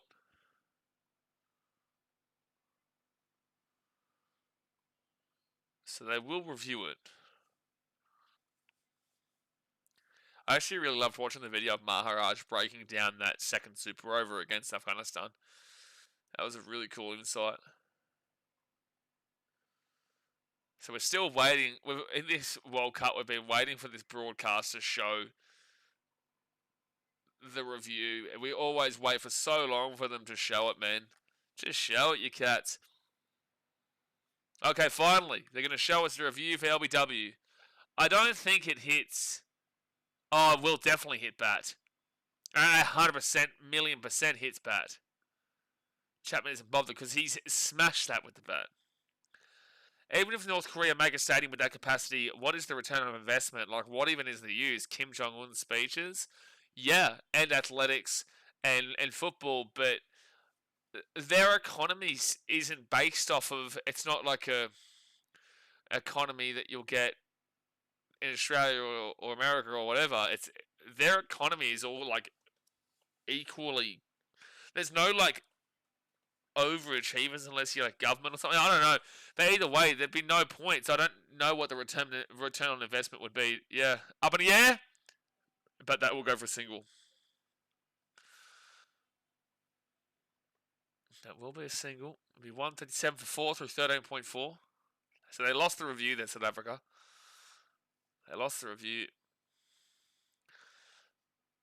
But apparently North Korea is looking to open up its doors to more tourism. Just not free roam. Like, you can't free roam it like San Andreas. But they're opening up to, you're able to see more of the country rather than just the specific tourist route now. Second last ball of the over for Marco Janssen. That will be a single. 138 for 4. You need a wicket before the 15th over. Because these guys are well and truly set. And they could absolutely punch you in the mouth here. Projected score right now is 200. On the dot is the projected. By the way, GTA 6 looks absolutely huge on the old mat. Absolutely huge. Next ball. Oh, but yeah! He's gone! Mark Chapman misses out in the Fitty Bomb. He misses out in the Fitty Bomb. Mark Chapman is out for the Kiwis. What a fantastic knock from him, but he is gone. I've seen a lot of YouTubers filming and roaming around freely in North Korea. Not true. What's the actual scenario for North Korea? I never understand. No, they're not roaming around freely, bro. They are on a specific guided tour, and they're only allowed to film certain things. Sometimes people sneak it through, but they're not roaming freely in North Korea, bro. There's no one roaming freely in North Korea. You've got a guide watching you at all times. My friend was actually in North Korea about 4 weeks ago. He was there. So it is time for a drinks break in Ahmedabad. Hit that thumbs up button, guys. Subscribe if you're new around here. The South Africans will get a big wicket on the final ball of the over. They needed it. They get it. They do get it. Because Chapman was absolutely crunching him. I feel for Chapman because he deserved a Fitty Bomb. But he got out at 48. So close. I blame Andrew. Andrew said GTA 6 is either going to be the best game around or just get shat on. It'll get shat on regardless, mate. You know what society's like. No matter if it's good or not, people will shit on it. It's gone past the brink of hype that everyone now knows about it. When it comes out, it's not going to meet the expectations of the best in the history of ever, which is what people have at. Kim Jong said he got 10 wickets in one over. Yeah, I would believe it. But with that being said, if he got 10 wickets in one over, I've hit 700 runs in 2 overs before, and it was off the back of him.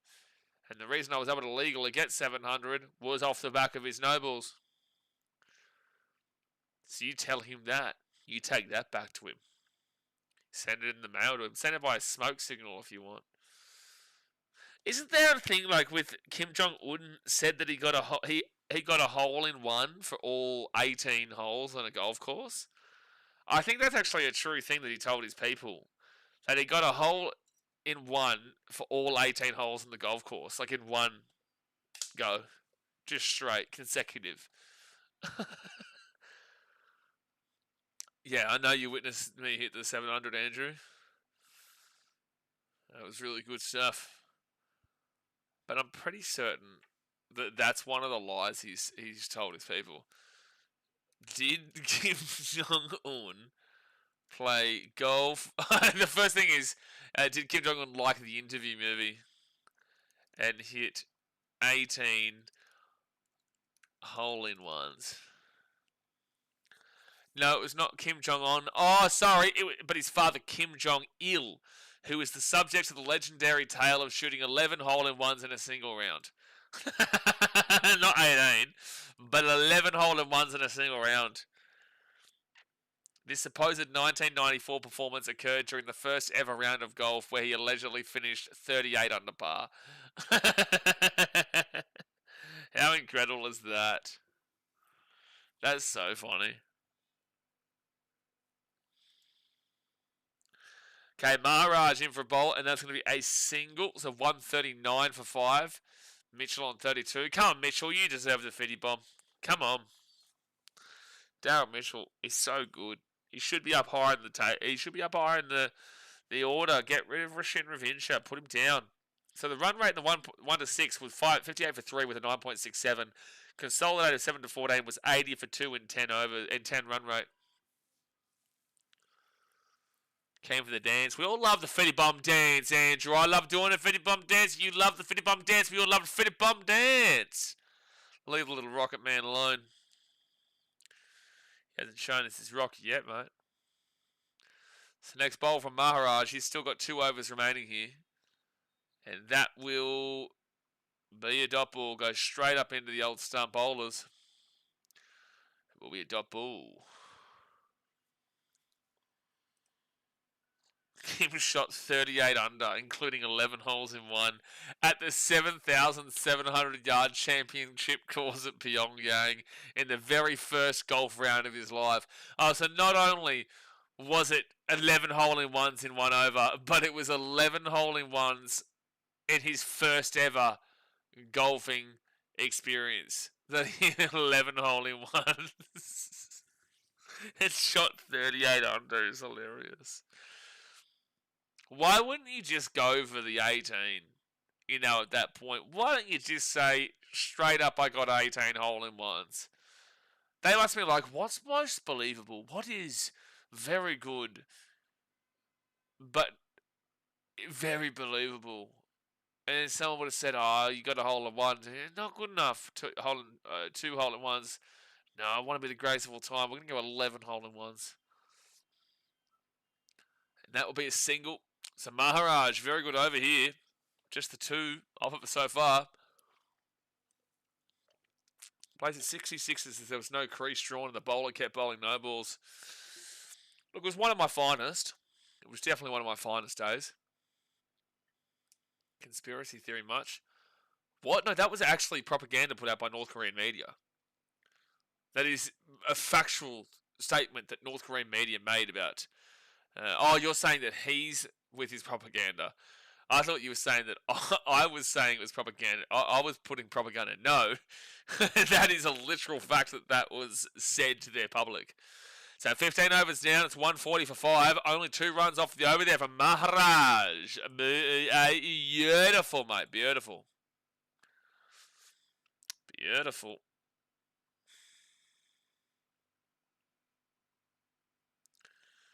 Beautiful. Don't forget, tomorrow will be live for India vs Pakistan. Should I paint myself in green, Shatish, or should I paint myself in orange and blue? It's an interesting thought process because, technically speaking, I do feel like we may have more Pakistan fans on this channel. I'm not doing either of those, by the way. I'm just sitting here watching it with you guys. That's going to be a dot ball from Lungi and Gedi. He's getting on 31 runs for 3.1.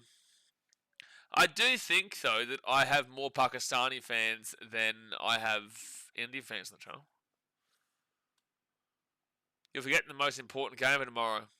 Yeah, Maori versus the Indigenous All-Stars is definitely very important, Andrew. Absolutely. Absolutely. Huge game, that one.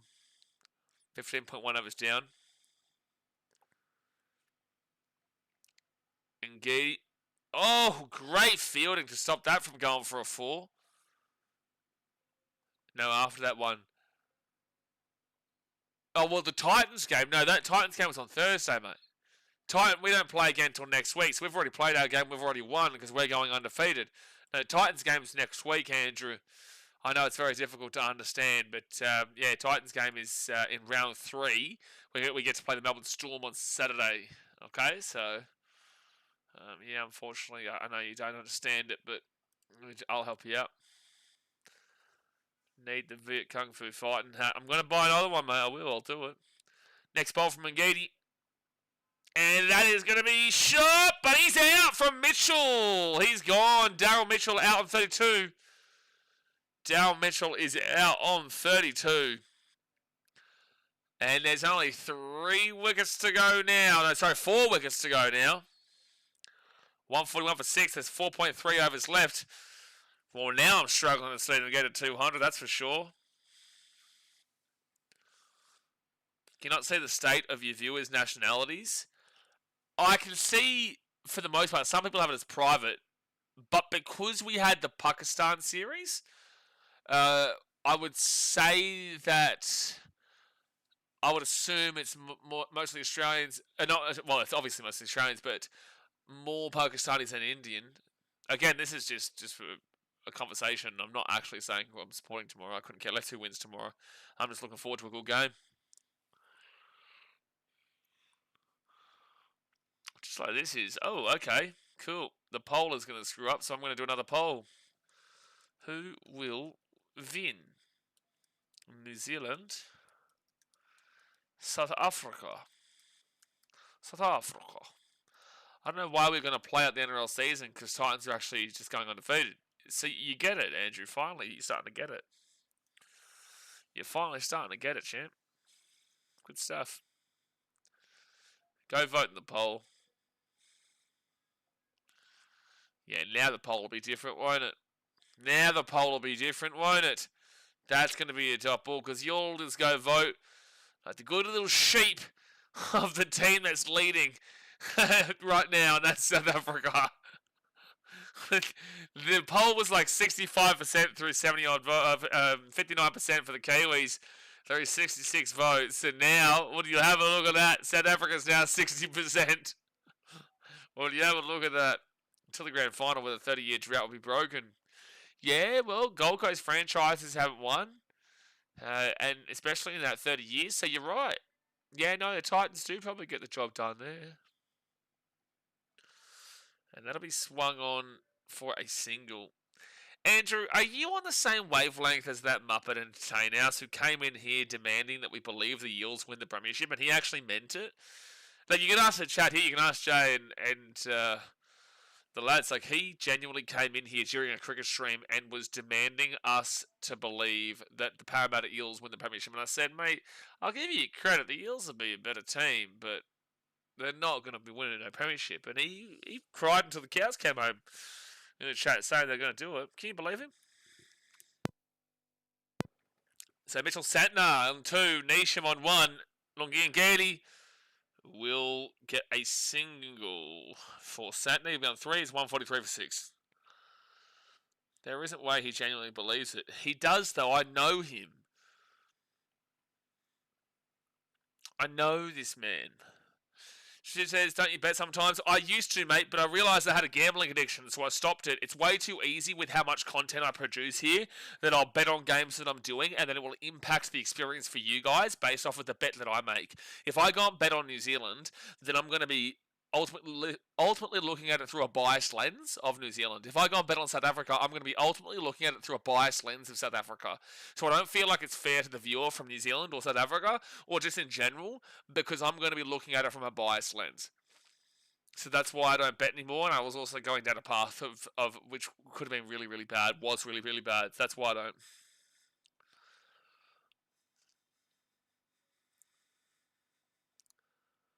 I hate to admit, but I think Roos with the comp. We'll talk about the NRL tomorrow, Andrew, because otherwise Shatish will cry in the chat that we're talking about rugby league. We've got to respect the cricket viewers on the channel. We'll focus more on the cricket. But we'll talk plenty of rugby league tomorrow when we watch the Sharks play. Blaze only bets for Coke Zeros. Every time I went to a Titans game in 2024 at the game, I'd have someone buy me a Coke Zero. Seriously, so good. Look at that. The 12th over was good, and then 13th down, 14th wicket down, 15th massively down, a little bit up 16th with a wicket, and then massively down here in the 17th. Then again, it's only been one ball. Score predictor has them at 180. I don't even know if they get that with the tail enders here. I don't. I think South Africa win this. It's going to be a single. Hope Harrison understands that in due time. Mate, Harrison came in and was watching rugby league for 2 streams. He's watched about probably 4 streams now, Harrison, and thought he was watching AFL. That guy, you can't help him. He thought he was watching a whole different sport for context. Satish is a fake Indian. He bet on Pakistan. I had a water for you when you came to McJones and couldn't find you in the way bay. How do you mean you couldn't find the... Oh, he's gone. Oh, I thought I heard a nick there. No, he's not. And he chose the Raiders. Unbelievable, that bloke. You're unbelievable, Brenton. How can you not find a big bloke that's making the chance? I'm the only one who started any chance that day. I'm the only one that started literally any chance. Yeah, she's actually English. Don't blame him from hiding from you. Yeah, no hiding from Brenton makes sense. But I wasn't hiding. I was there. I was ready to rock and roll, mate. I was waiting for my water. I cried on my way home. It was the time you drive down. Yeah. Up in the air. Up in the air. Up in the air. He's gone. Mitchell Satney has gone on 4 and it's 145 for 7. And the Kiwis, I don't think they're going to score enough here, lads. I don't think they're going to score enough here. It's 145 for 7 with 3.2. Can they even survive these next 3.2 overs? Can they survive these next 3.2 overs to get out of trouble here? Guys, hit that thumbs up button.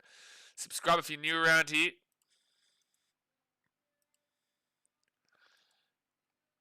Fire up. Geez, you Titans fans have it rough with this Saturday 3 p.m. or Sunday 2 p.m. games under the scorching sun. Mate, we own this. We own it.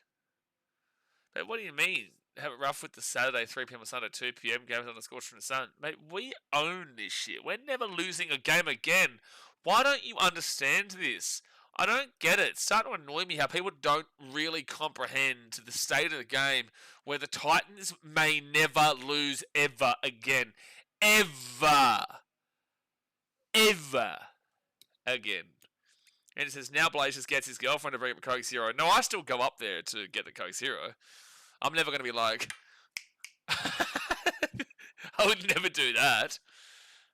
But no, she'll go out and she'll get like a coconut coffee or mango. Could we run out? No, they were a little bit hesitant there. We're single. She'll go out and get coconut coffee or mango. Like when she comes back tonight, it's 10 years and she's out with her family. But she'll bring back like a bun me and a mango smoothie and it'll be unbelievable. Shatiz with the 165 rupee donation. Get around you, Shatiz. Get around you. Yeah, Titans use helicopters as fans on hot days. Dude, that was so good. That was so good. Oh, yes, the Titans going on their undefeated season, eh? But you'll lose to nobody in the grand final. I know, that's the whole point of undefeated, Dries. Yeah. Corbin Bosch. That will be a single. How much is that in Australian dollars?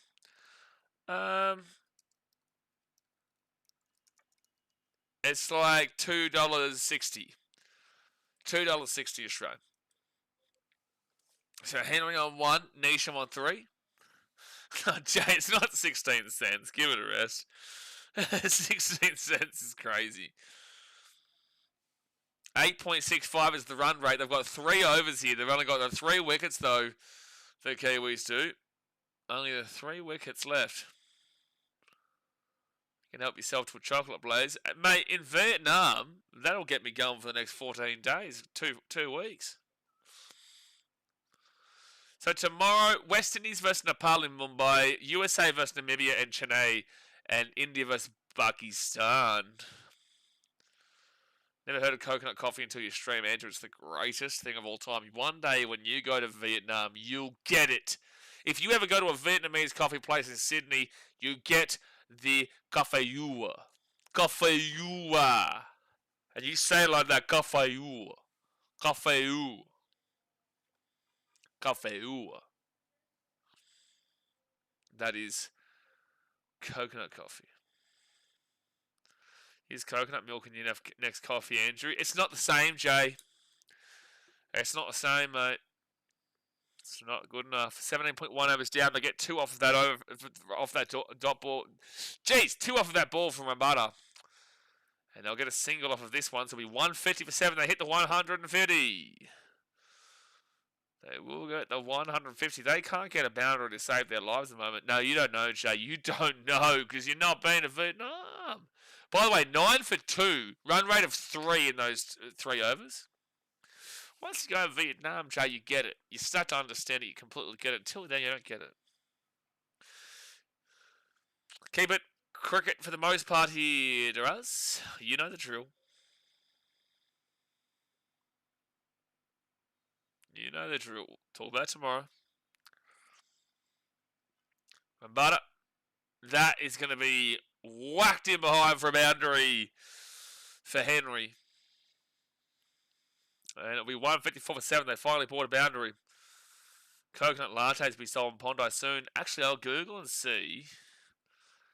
Can you buy Vietnamese coconut coffee, cafeua, in Sydney? Surely. Yes, you can absolutely buy Vietnamese coconut coffee in Sydney. That'll be a dot ball. With popular spots located in suburbs with strong Vietnamese communities like Marrickville, Cabramatta, and Bankstown. Is commonly featured on cafe menus as a creamy frozen or ice beverage. Get the frozen. Get the frozen one. Oh my gosh. You will thank me later, Andrew. You will thank me later. Cummins will be the barista. Camo. Next bowl, that will be a dot ball. We have yet to watch your dribble of a team with a leaky stadium. Jay's a trustworthy source. Yeah, he's trustworthy, right? You just wait until he drops his links to the video, to the live stream of the games. We'll see how trustworthy you find him then. So not long to go with the first innings here. 154 for 7, and that's going to be stopped from going for a 4. It'll be probably a single, and it is 155 for 7 with 2 overs to go here. 155 for 7, baby. 155 for 7. 6 runs for Neesham, 6 runs for Henry.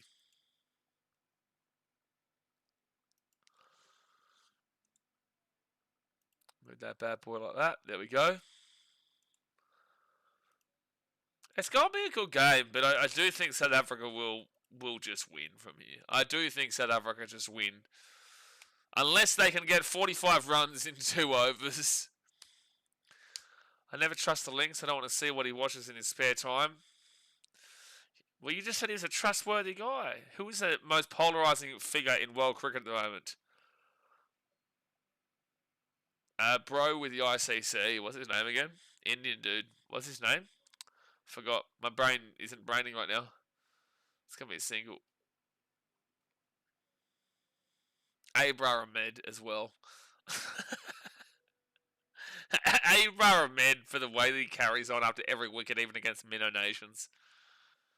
No, it's not Babar, Andrew. It's just Australia that has to deal with that nonsense because of the BBL. It's not Babar. Jay Shah. Yeah, there you go.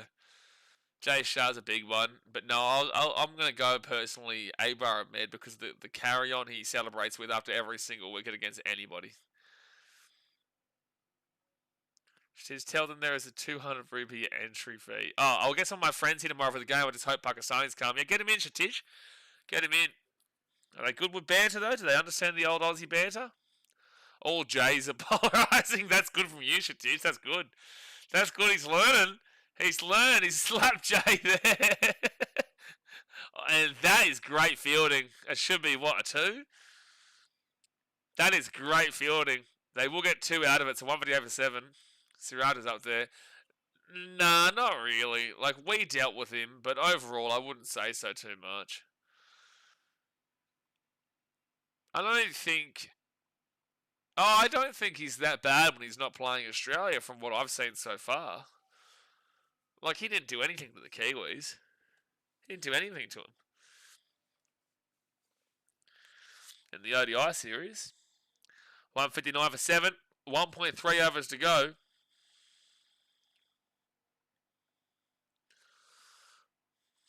Jason polarizing. Siraj isn't close. He had his moment. That's it. Yeah, well, he didn't really kind of kick on with his anger and his fighting spirit against the Kiwis. I haven't seen him really throw a ball at someone since Labuschagne. And that is going to be a single for Henry. He'll get to 8. He'll be 160 for 7. 1.2 overs to go.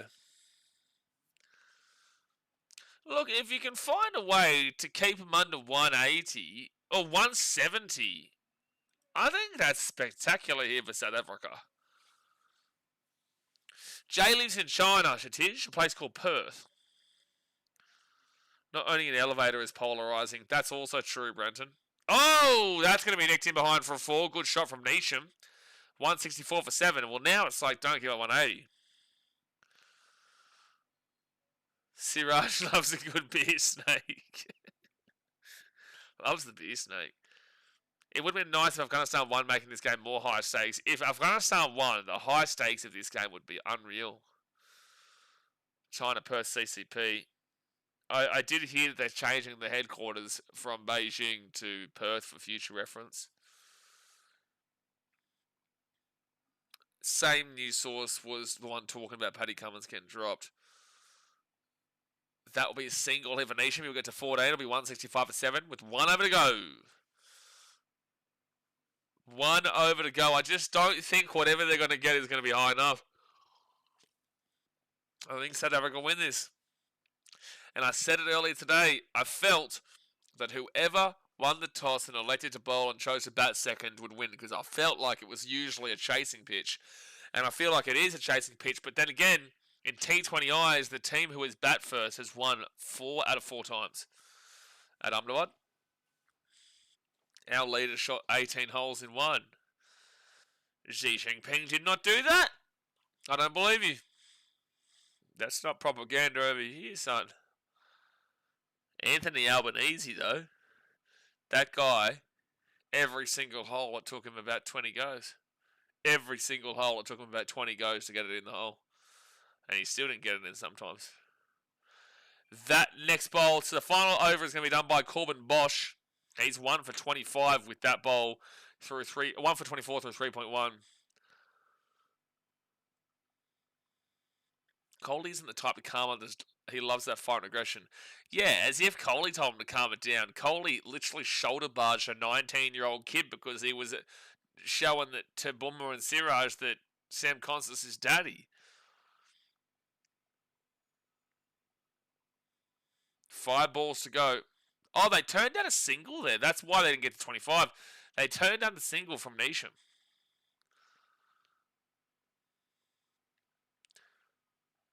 5 balls to go here from Bosch. And it will be a dot ball. Maybe should have taken that single, eh? How can you hit that? You can't do anything from that bowl. Doesn't matter who's there. You're not getting anything from that bowl.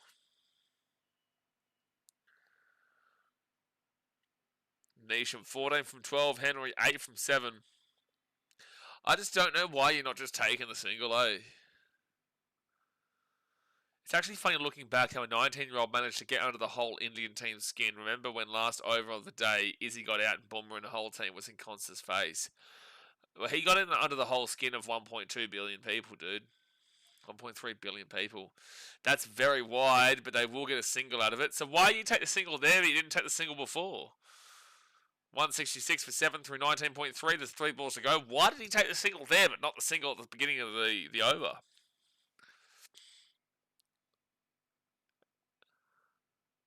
Stream makes the game exciting. To place a bet and just watch the game is too boring. Great job. Appreciate you, Shatish. Well, we're about to go for a 15-minute break in the innings break. 166 for 7. I think South Africa will chase this down. But we will see, Kiwis. Fire up, Kiwis, you cats. Fire up. And that will be a single. 167 for 7. This is not a great over. Corbin Bosch, fantastic for him. YouTube Semantics didn't want Blaze to get flagged if he read it. Oh, true. I don't even think about that stuff. I really should. I don't even think about getting flagged. I don't think I've ever been flagged. I don't think I've ever seen myself get flagged. I don't think so. That's a real thing, though. So 2 more balls to go. They're at 167. Can they keep them under 170 and keep them less than 5 runs in the final over? And that is going to be smacked at the back. And don't worry about that. They'll get a 4. So it'll be 171 for 7 with 1 ball to go. They'll keep them under 180, though. Dew starting to settle in. All right. South Africa looking good to win at the moment. I do feel like the South Africans should be able to get the job done. But again, Ahmedabad 4 T20Is, all 4 of which have been won by the team batting first. All 4.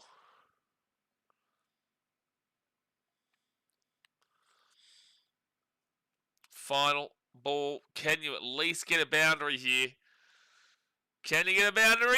Up in the air! 4! It is. It is a 4. 10% tariff. Yeah, we do get a 10% tariff on here, Shatij. We do get 10%. But all right, there we go. That is going to be 176 runs to win at 8.8 runs per over for the South Africans. They bowled very, very well there. And the Kiwis, all right, Andrew, you have a good one, mate. The Kiwis, they've put on a decent score, but the Saffers, they should make this interesting and realistically should get the job done, in my opinion.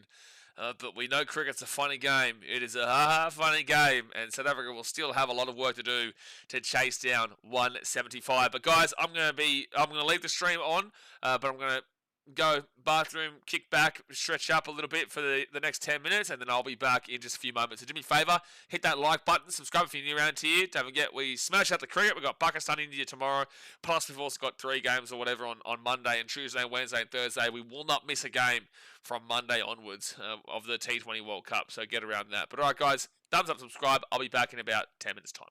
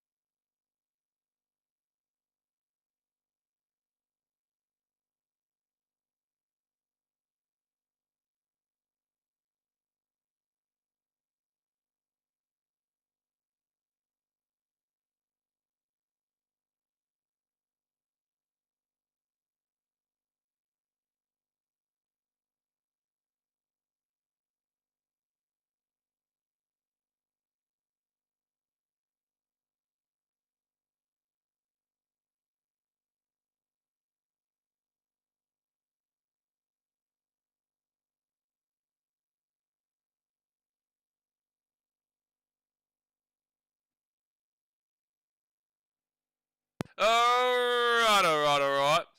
I hope you guys are ready for a big chase here. Oh, the big chase. The Kiwis trying to hold out on 176 while the South Africans can't even speak English. I've streamed 5 streams today, guys, so give me a break. Let me keep just trying to fire along here and survive this final innings, but at least it looks like an exciting chase here. The South Africans, I believe, should chase this, but with that being said, Kiwis are spicy, mate. Let's see if they can hold out and prevent the Saffers from getting a big win and getting to 176 and pretty much just topping their group, even though it doesn't really matter because both the Kiwis and South Africans are going to be going through the group stages, and we'll get to the Super 8 where South Africa will definitely face Australia 100%.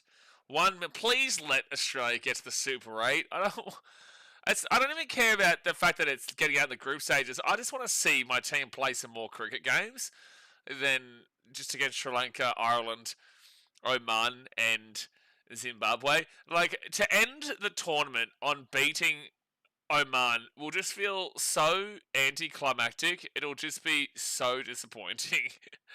Come on. What do you mean, come on, Oman, Brenton? We need to beat Oman. What do you mean, come on, Oman? You off your rocker? You are Australian. What do you mean, come on, Oman? You need help. T20 eyes in Ahmedabad chasing 180 plus, 8 defeats in 8 games, including super over results, chasing under 180 is 3 wins in 3 games. Yeah, I did see that T20. Well, I saw in T20 eyes it had 4 from 4 for the team that batted first, had 1, but maybe I saw it incorrectly. And that will be a dot ball. Jay missed out in the whole Oman chat the other day. Oh, Jay, you missed out. It's the first ball here will be a dot ball. You missed out. So Brenton didn't know Oman existed. He didn't even know Oman was a country. The guy, he's just all over the shop. And then he said, well, you tell me about Oman, because he didn't know anything about him. We figured out, we found out after we Googled that they have a history that goes back like over 100,000 years. 100,000 years, Google told us. That's insane. So anyway, Brenton looks silly. Very typical Newcastle Knights fan. But anyway, that's going to be a 4. But anyway, it was a really interesting stream because we found out some really interesting things about Oman. Oh, and then, kick up. That's a boundary for South Africa. Markram will hit a 4. Will hit a 4. Oh, don't underestimate the power of Oman, man. Oh, get out of it, Five-Fiston. What are you doing? Leave me alone. Just let me believe that Australia are going to come through and absolutely dominate.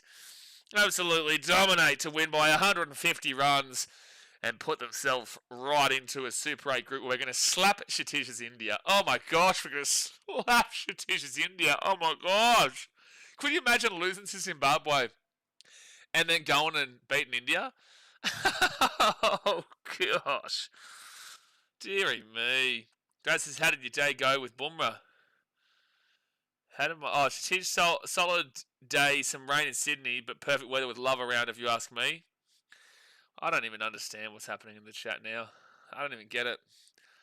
But 4 for nothing through 0.2. Henry is bowling. And third bowl of the over to Markram. When Markram will punch that through cover, and that is probably going to go for a 4.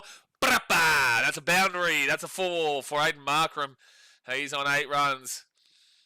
Markram's been a little bit inconsistent in this World Cup, but let's see him get a good score here today. Let's see him get a good, cheeky little score. I'm going to go back and get his previous couple of scores to back up my knowledge here that he's been pretty inconsistent in this World Cup. So in South Africa against Afghanistan, he got out for 5. Oh, I'm so right. I've never been more right in my life.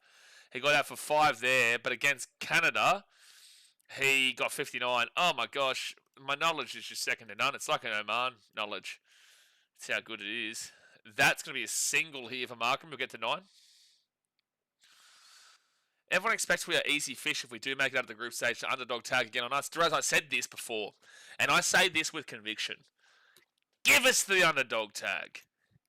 Give us the underdog tag because you know what happens when Australians get backed against the wall. We're going to not just throw punches. We're not going to throw left and rights. We're going to throw headbutts, son. We're going to go just straight up Superman fly right at you straight with the forehead. That's what we'll do. The girl gaffer says, hello, I'm going to my first live cricket match next month. Bought my ticket last week. Now I'm trying to learn as much about cricket as possible before the game. Well, I love that your first comment here, girl gaffer, is right after I've just said that we're going to headbutt other teams. That's going to be a 4 for Quinton de Kock, who gets the boundary. I love that your first comment has come as I'm speaking about how not only are we going to throw lefts and rights from Australia when we're backed against the wall, but when Australia goes up against Sri Lanka and then Oman, and then we go into the Super 8s, we're going to be throwing flying headbutts with our forehead. But no, that's good. What's your first game? Live cricket match next month. So are you talking like the early part of are you talking about like the first 8 days of March for the World Cup finals? Or are you talking about South Africa versus New Zealand in a T20 5-game series, actually, just after this World Cup? Moses, I've got to congratulate you. I've got to put my hands up and say Zimbabwe, but then again, you know I was saying how hype I was about Zimbabwe. So it's not like I didn't know that Zimbabwe could beat Australia. You know that I was pretty high on them. And I did really love a bit of Muzabarani and Ngarava and Sikandar Razar. You know, you can't hate on me too much, man. I'm giving you congratulations. And I said I could feel something in the air. Could feel it. Moses says Markram needs to get Proteas started quickly like Moramani did. He wanted to get into me about Zimbabwe against Australia. There he is. No, look, fair play. We got done, but we're still going to win the tournament, aren't we? Because I told you those headbutts are going to come flying in red hot when we play India in the Super 8s. Chase, change that scorecard over, mate. All right, Jay. Don't tell me what to do, but I'll do it. All right, we're opening it up. I'm switching it across. No, I feel South Africa do win this game here, though, Moses. I think they'll chase it, but it is a good chase. It is a good score to chase of 175. Yeah, Moses is from Zimbabwe. Moses lives in South Africa, but is from Zimbabwe. Yeah. That was your first stream, wasn't it, on the channel, Moses, with Zimbabwe versus Oman? I think that was your first stream here.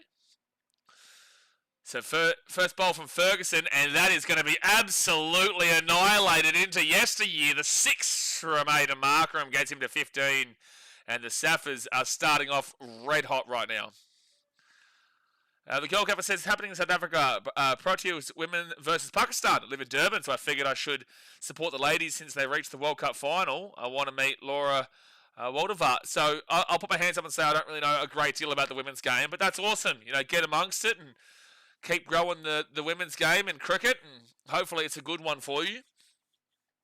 Hopefully it is a good one for you there. Because I know that South Africa... Oh! Edge, and it will go through to a 4.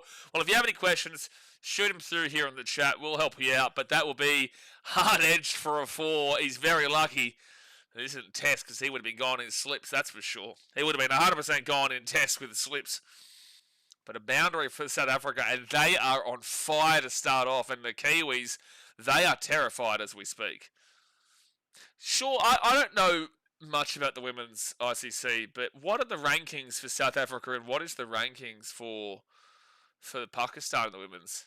I would assume South Africa are probably, I don't know, ICC women's rankings. T20 eyes. I know that Australia is pretty good, and I know that India, I think, is pretty good too. I don't know about Pakistan. Okay, here we go. Australia's number 1. Of course we are. Of course we are, guys. Did you ever doubt it? We all knew it. Oh, we all knew it. Australia 1, England 2, India 3, New Zealand 4, South Africa 5, 6 is West Indies, 7 is Sri Lanka, 8 is Pakistan, 9 Ireland, and 10 Bangladesh. Thailand's in 12. Have a look at the Thai women. Sean, are you here, mate? Mate, Thailand's on fire in the women's. Thailand ranked number 12. Look at them go. Oh, that's a wide. That's a wide. 10, 11, 12 runs off the over so far. Smithstar says, I called it Oz out early, New Zealand for the Cup. Well, New Zealand probably going to lose this game in South Africa, is what I think right now. And don't you ever back Australia into the corner. We needed that. Steve Smith is going to come in against Sri Lanka on Monday night, which you guys better be here for because it's going to be an absolutely massive stream. I'm going to be so excited for that game. But Steve Smith's going to come in, And he might hit 6 sixes in the first over and finish with 360 runs by the end of it. But that is a crunching shot from Quinton de Kock, and he will be on 8. That's another boundary. Safa's on fire. They're flying. 29 for nothing in 1.4. We did say the Kiwis bowling isn't exactly too sharp at this World Cup so far. Yeah, that was your first stream, yeah. That was. Duraz says, I don't watch women's cricket, but our Aussie girls dominate world cricket in the women's world. Did you expect anything less, Duraz? I don't think you did. I don't think any of us did, mate. Come on, let's not be silly now. How early do you start tomorrow? I think 11:45 is when the game starts. AM for Māori versus Indigenous, but I'll probably be live half an hour before that, so 11:15. So it'll be about 12:15 PM for you. And that'll be a single. But don't forget, tomorrow night's the big one, India versus Pakistan. Ooh. Draz says, Smithster, go get Cooper Connolly wallpapers, mate. You know what, Draz? You tell him, Smithster, Cooper Connolly, what happened? What's he doing? What's he doing? You say Cooper Connolly might be one of the greatest of all time. Well, he hasn't seemingly helped out Australia right now. He hasn't really got us over the line just yet, has he? I blame you. I blame you. That will be a very hesitant single. They will get it. Kelgavas' first question is, what does either side of the scoreline represent? Like 7 for 125, what does that mean? Is it 125 points and 7 battings? Okay, so this is actually dependent on where you are. So everywhere in the world, you will see the runs first, and then you will see the amount of wickets. If you're in Australia, you will see the wickets first, and then the runs second. So basically right now, as you can see, it's 31 for nothing. So that means that the South Africans have got 31 runs, and the Kiwis have not picked up a wicket yet. So it's 0 wickets, and the 31 runs. And you've only got 10 wickets in hand. So New Zealand still need 10 wickets here. It's very doubtful right now, but things can change in cricket. We all know things can crazy things can happen. Collapses. Look at England. England are a prime example of collapses happening all the time. Or look at Australia versus Zimbabwe. But right now it's 31 for nothing, which means 31 runs for South Africa, 0 wickets. They've still got 10 in hand, and they're chasing 176. If they get 176, they win the game. Next bowl. Ooh, double. Where are the games being played in Indigenous Māori? I think it's in New Zealand. I'm pretty certain. I think it's in New Zealand. I'm going to have a look. I'll do all the hard work for you, Brenton. Don't worry, mate. I'll put the hard work in. Yeah, it's in FMG Stadium, Waikato in Hamilton. All you guys are Aussies except Harrison, am I right? Bro, what are you talking about? There are so many people from different countries on the channel. We've got Moses, who's he lives in South Africa, from Zimbabwe for starters in the chat. He's not Australian. That's going to be crunched down.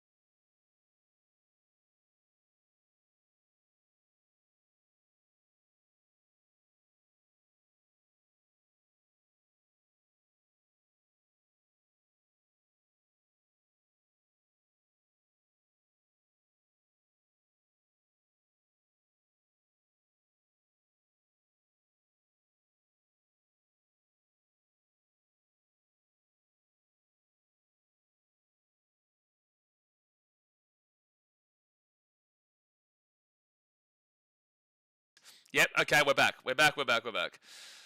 Anyway, there was a 4 for Markram. He was very close to getting out. So I don't know how far back I was muted, but thank you, Moses and Jay. Not you, Jay, actually, Brenton, because Jay said let's just pretend we all hear him.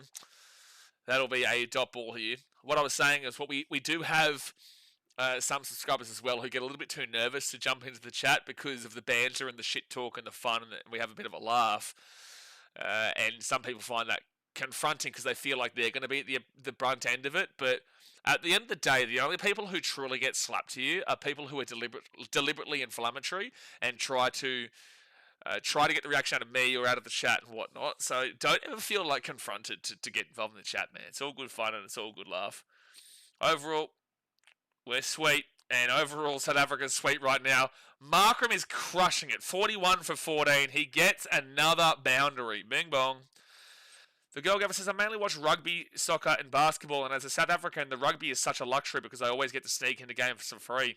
Sounds great, especially when South Africa is the best team in the world in rugby union. Don't tell the Kiwis that, but it's true. That means another fellow South African. Beautiful. To make the community roster, you're on. You are on. But alright, South Africa, they're 51 for nothing through 3 overs. This is ridiculous. So, you don't know much about cricket? Well, I'll tell you, this is a big score. South Africa right now are on target to beat New Zealand's score before the 10th over. That's how heavy this is as we speak, and there's 20 overs. I was muted just as I was going to respond to Shatish. Nah, Shatish is not worth it. I don't know what I was going to say, to be fair. You know, Duraz is a fake Aussie, and Shatish has tipped Pakistan tomorrow, so he's a fake Pakistani. Do you ever, Shatish, to be honest with you, do you ever think I'm going to sit here and say that we're going to lose in our biggest rival match to England? I'll tell you that England have a chance, but do you think I'm going to say we are going to lose to England? We have a chance to lose the Ashes next year in England, but are we going to? No, because we're the greatest team of all time. We're going to slap them down because that's what we do. But you come in here and say that Pakistan's going to beat you tomorrow in the biggest T20 match in recent years. Hello? What are you doing? Wake up. Good fielding there to stop a 4. Good fielding. Firefism says, looks like they're aiming to do this in 13, 14 overs. Dude, if they keep up this run rate right now, they'll do it by the 10th over. But obviously it will slow down, and they're well above where New Zealand were at this time. New Zealand were still about maybe 6-7 balls away from losing their first wicket.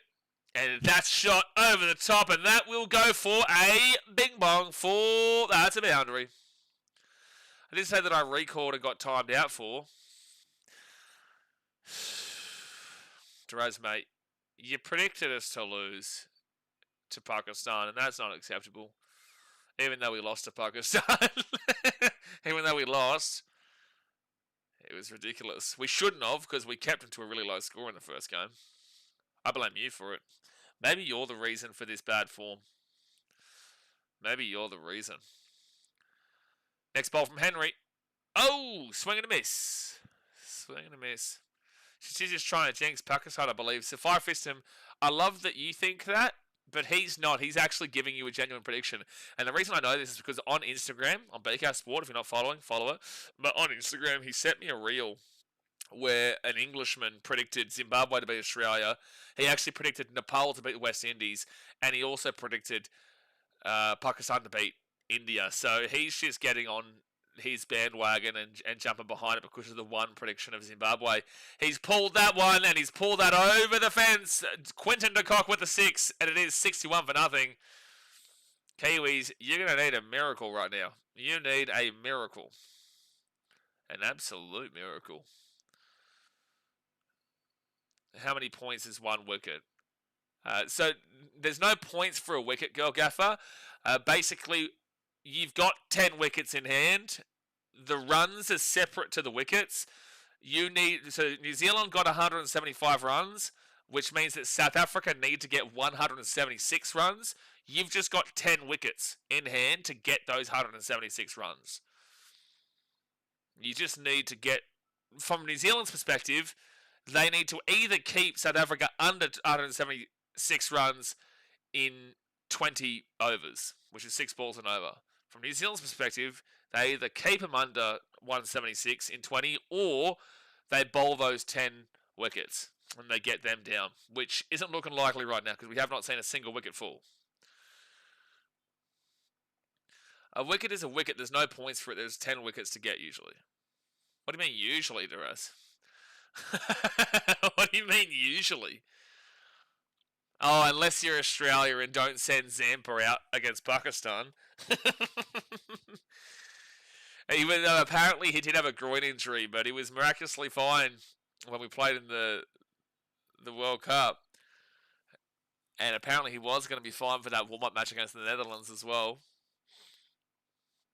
Next bowl from Lockie Ferguson. Swing and a miss. Required run rate is 7.20 right now. Their run rate would be dead set like 14. 4 overs, 10, 20, 30, 40, 44, 48, 52, 56. Dude, it's above 14. It's about 15. 15, it's literally about 15.1 is their current run rate, or 15.2. Next ball from Ferguson. A dot ball. I was going to mention also in Test there is 2 innings. Yeah, but don't confuse the Girl Gaffer now. We're talking T20 here.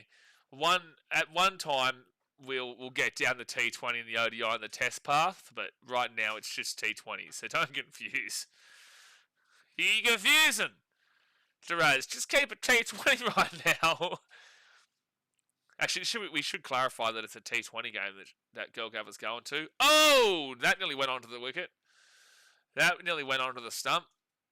So 7.35 on the required rate. 3 dot balls here in this over from Ferguson. At the very least, that's beneficial. At the very least, that's very good. It's a great point, Draz. Just don't listen to Shatij, Betts, and Harrison. Especially not Harrison, but Shatij, he'll blame us if his bets don't get up. He's done it before. 4th bowl from Ferguson. Oh, he's bowled him. Oh, it's a big wicket of Quinton de Kock. De Kock is gone on 20, and that is a massive wicket there for the Kiwis. 62 for 1. They finally get a wicket. They finally get a wicket. Quinton de Kock is gone, and South Africa, after all their good work, they've got to hope no collapse comes now. De Kock goes on 20. He's been absolutely bowled straight through, and this is an amazing over from Lockie Ferguson right now. 3 dot balls into a wicket. Beautiful. This sport is complicated. What did I sign myself up for? Well, again, this is one format. So this is T20I, which is 20 overs each side. 6 balls and over times 20. There is a 1-day format, which is 50 overs per team, which goes across the entire day. It goes for about 9 hours, 8.5, 9 hours. And then there is the big format, which is Test cricket, where the Australians dominate because we're the greatest team of all time. True story as well. But Test cricket is across 5 days. So it's an ODI times 5, basically. But it's one game. So that's why there's the different formats. Well, if his bet comes in or cashes out, boof, 10% tariff. Yeah, looking forward to the 10% tariff on his bet of South Africa if it gets up. Because what's that? He put 1,250 USD on it, so that's 2,500 USD. So we'll get a donation of 250 USD. How good's that? You know, that's beautiful. What's that in rupees? 250 USD to rupees. So we're going to get a donation of 22,638 rupees. How good's that? Fantastic, Shatij. Thank you very much. Thank you very much, mate. So 62 for 1. And that is going to be a single. Very close. That 10 grand AD. Exactly. Exactly right. He would have been maybe gone if with a direct hit. 10 grand. Yeah, he makes 2,500. Ends up losing 10. Why did you just type that? That would have really made this game interesting if that had have hit.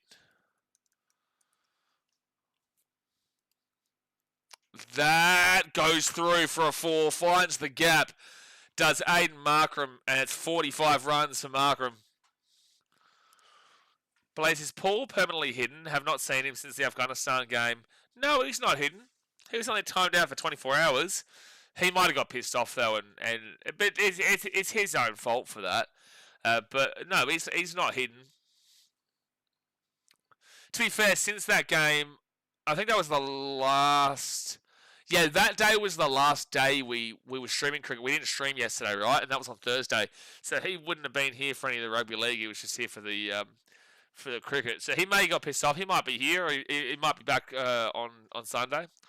Jay says, who's Paul? Paul, he's a guy who's getting around the cricket on the channel. But when we're in that South Africa versus New Zealand game, he deliberately ruined that there's going to be another super over for everyone in the chat. Didn't ruin it for me, but ruined it for everybody in the chat that the super over was coming. Like he said, time me out for 5 minutes, but super over. He was excited, I get that. But also, I need to care about the chat and whatnot. So we timed out for 24 hours.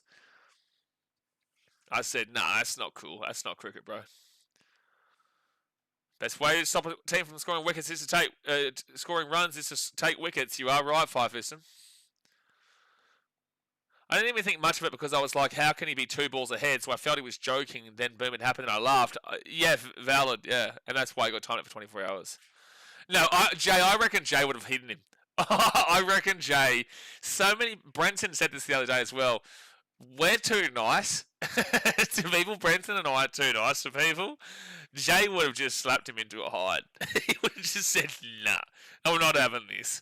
And he would have been gone. No, you weren't there, Jay. This was, Thursday. Afghanistan and South Africa, 2 super overs. So next bowl here from Duffy. It's a dot ball, and that's a swing. That's up in the air, and that's a 4 from Ryan Rickleton. Rickleton with the 4. No, but like he asked for a timeout, Jay. He asked for it at 5, and I was like, nah, this was too big. Like we're talking 2 super overs kind of deal, and he ruined that the second super over was coming, and they needed 6 to hit off the last ball to get to it. So not only did he ruin that it was a 6, but he also ruined that it was obviously getting into the second super over. Next ball, and oh my gosh, right up Broadway, and that is I think that's a 6 from Rickleton. I think that's a 6, and it might be a 4, it might be a 6. Hold on. This hits the boundary, I think, on the fly, like the boundary itself. Has this carry for the 6? I'll get to your comment in a second, Gaffer. You have to slow this one down. They haven't called it just yet. Girl Gaffer says, did you just say 9 hours? There are games that go for that long? Yes. No. Ooh, that's probably a 4.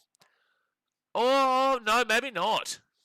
This is so close. It hits the boundary in the full. That should be a 6. Oh, no, it does hit the ground first. No, it's a 4. It was a 4. 9 hours. So this is the T20, which goes for about 3.5 hours, Girl Gaffer. Then there's the ODI, which goes for, it's a one day international ODI. That's about, 8.5, 9 hours. Oh, he's crunched that Rickleton for a 6. He said, you know what, you're going to take a 6 away from me from the boundary. Well, I'm going to whack you for 6. I'm going to absolutely whack you for 6. Whack you. 81 for 1, and Rickleton's on fire there with a 6 after a 4. But yeah, so the ODIs are one day and go for about 8.5, 9 hours. But the big ones are the test matches. Test match is the different format, the big format, the one that most real pure cricket fans adore the most. And that goes for 5 days. And it starts at, say, 10 a.m. in the morning and will go till 5 p.m. in the afternoon. And it will go for 5 days as a duration. And you get 2 innings, unlimited overs, so it's just the 10 wickets. The 10 wickets are the most crucial. You can bat all day if you want, but it goes for 5 days. Used to be unlimited days test with 8 ball overs. Yeah, back in your day, Shane, the 1920s. Yeah. There are so many people, yet that stadium looks empty. Yep, that's what happens in Ahmedabad. That will be a single here for Rickleton. So a 4, and a 6 from Duffy, off Duffy at the moment. And Rickleton on 16 from 6. Power play almost done. 82 for 1 through 5.5. This run rate is just wild. Why would you cash out, Shatij? South Africa is going to win this game right now. Unless a miracle comes. Why would you cash out? Why would you cash out? South Africa are going to win the game. Unless an absolute miracle collapse happened. Duffy next bolt. Swing and a miss. No, I've got Australia qualifying. We've already gone through this, Kraken. 9 hours solid tape, mate. Test goes on 5 days. Yeah.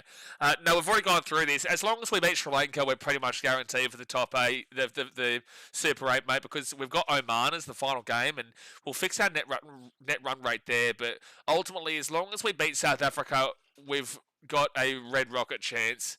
Not South Africa. We've got a red rocket chance as long as we beat Sri Lanka to make it. And I am pretty confident for that. Steve Smith comes in, and I feel like this will have set the rocket up the Australians that they need. And you know what it's like, Kraken. When Australia gets backed against the wall, that's the worst place to have them because they just know how to fire out from there. But anyway, 83 for 1 from 6 overs. The drinks break happens. Hit that like button, guys. Subscribe if you're new around here. Smash the old like button. Don't forget, tomorrow night, big game. India versus Pakistan. That's a big one. Goalkeeper says, I just checked my ticket and it's a third ODI. What does that mean? It's a 9-hour game or a T20 size game. Please say this is the 3-hour game. This is the ODI. This is one day international. That is a one-day game. So that means that, so here, 20 overs. So 20 overs for one team is an hour and a half, about a 15-minute break, and then there's 20 overs for another, the other team, which is another hour and a half. So it's just over 3 hours, right? 3 hours 15, 3 hours 30 kind of deal.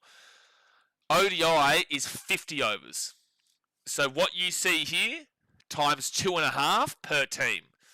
So 50 overs, which will probably take about just over about 3.5 hours. 3.5 hours, 4 hours kind of deal.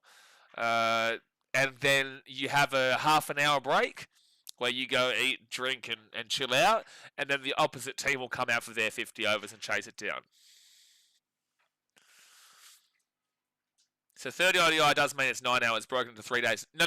Third ODI means it's the third ODI. So there would have already been 2 one-day internationals before the third one.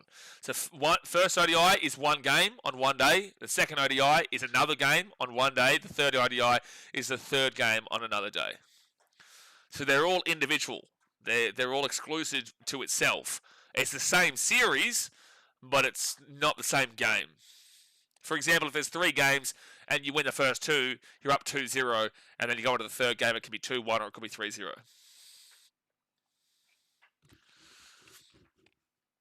I don't reckon he bets nor that he has that much anyways. Yeah, I did a similar thing the other night as well. Just lost 30 USD. But why would you cash out? Why? I don't get it. So anyway, 93 runs from 84 balls. It would take a massive, massive, massive miracle for New Zealand to win this because they've been just absolutely plastered in this game right now from the bats. Markram and Rickleton going off. De Kock did well as well. This has been in 6 overs, 83. The run rate right now is dead set like 15.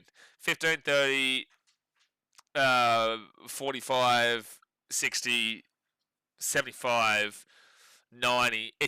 It's just under 15. It's in the 14. That's ridiculous. No, Kraken Ball. So, Gilgaffer is referring to a women's match between Pakistan and South Africa after the World Cup. It's next month in South Africa. Addy says New Zealand got absolutely fried, mate. Absolutely fried having New Zealand so far. But we know cricket can be a funny game. A collapse could bring the game back on, but it would need a miracle collapse. It would need an absolute miracle collapse here. So Mitchell Santner, ranked number 23 on the ICC rankings. He comes in. Taxi driver and I are waiting. 93 more runs from 84 balls. Santner a bit of spin, and it will be a single. Donate your $10. Oh, they're going to get two. They're lucky because he hit the stumps, but they will get two. Donate the 10%. Just like the other Indian who always plays, never seen him again. How much did he promise us again? Wasn't it like, I think it was like 20,000 rupees, or it was something ridiculous. It might have even been like 200,000 rupees. I can't remember. This was back in when Australia played. Was it Australia-England in the one 4 years ago? Or it might have been Australia versus South Africa or something. But it was about 3-4 years back. 7 luck. That's right. How much is 7 luck? Can you figure out what 7 luck is in AUD, Shatish? We had some guy come in and say if this happens, whatever happens, that he'll donate 7 luck. And we didn't believe him from the start, but we said, we're going to hide you if you don't do it, because he was like adamant about it, and obviously he didn't do it. I don't think we hit him, he just never came back. Yeah, what's 7 luck? Shatish. Luck always confuses me. There'll be a single if it's South Africa, so Markham be on 46. 7,500 Australian dollars approx. Oh, 55k Indian rupees, 1,000 Australian. Yeah, so 7,500. You wish her. You wish we were getting that donation. You wish. The amount of Vietnamese fighting hats that I would buy with that. My goodness me. Next bolt. And that'll be swung on to the boundary just for a single, though, for Rickleton. It's going to be on 20 and Markham comes back onto strike. Damn, so I guess I need to pack my breakfast, lunch, and dinner to the stadium on March 1st because I'm spending the whole day there, I guess. Breakfast, no. One day is usually start about like 1 p.m., don't they, guys? One days don't usually start. Unless it's a day. Oh, that's going to go through and probably go for a 4. Probably go for a 4, and it will not go for a 4. Glenn Phillips gets to it, and it'll only be a 2, I reckon. 11k Australian. That's a 10-year subscription, mate. The amount of Vietnamese fighting hats that I would get is just through the roof with that. What's 1259 USD in rupee? I think I found out before that it was 22,000 rupees. Something like that. Something like that. Oh, that is absolutely punched up high. And that will be a 6 from Markham. And guess what it is, guys? It's a foodie bomb, foodie bomb, foodie bomb. Ba-da-ba-da-ba-da-ba-da-ba-ba-ba. Foodie bomb, foodie bomb, foodie bomb. Ba-da-ba-da-ba-da-ba-da-ba-ba. Smack him in the face. That is a foodie bomb for Aidan Markham. And it's a 19 ball 50, 78 metres on the 6. And it's just too easy there for Aidan Markham. And the Saffers, they're dancing right now. The South Africans are partying. This is just too easy for them. There's the Fetty Bomb gift. Beautiful. Beautiful. It's only $5 to be a member. You get the Fetty Bomb gift opportunity. I guess he did donate 16 cents earlier. Shut up, Jay. Fastest 50s. Markham with 19. Tied Shanaka from Sri Lanka versus Oman. Seifert versus the UAE had 23 for his 50. But Aidan Markham, 54 from 19. That is absolutely stunning. 96 for 1 through 7. This run rate is just ridiculous. You got your bite, Jay. You got your bite on the 16 cents comment. That will be a single. 97 for 1 through 7.1. Yeah, I think ODIs start usually about 1 p.m. or so. They're more so in the early afternoon kind of deal. Yeah, no, he's starting to get it, Jay. He's giving it to you. He's starting to get it, but he didn't get that one. He didn't get that one. He is starting to get it overall for the most part. Like, for example, he would have, that's going to be a 4 here for Markham, we'll get to 58. For example, he would have absolutely got upset at you about the elevator stuff if he didn't realise our banter by now. So there's the 100 hit for the South Africans at 75 runs from 76 balls needed. $3 a coconut and a feed of pani puri. Wow.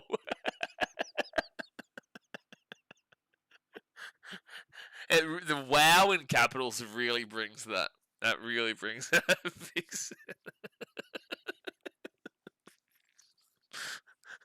Niche third bowl.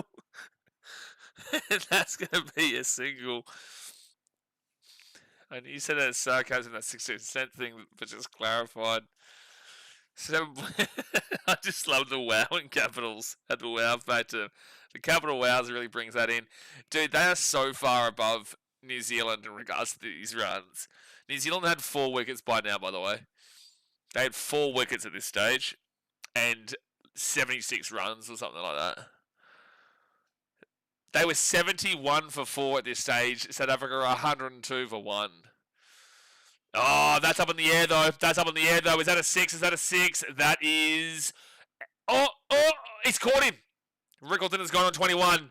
Right on the boundary. Didn't quite have enough. He throws it up before he runs over the boundary. And then he comes back in and catches it. Bing bong. It's a good catch. Kragan says, why do people even compare Duffy with Hazelwood? What is this horrendous performance? Yeah, let's settle down on that comparison. But that, so close to getting a 6.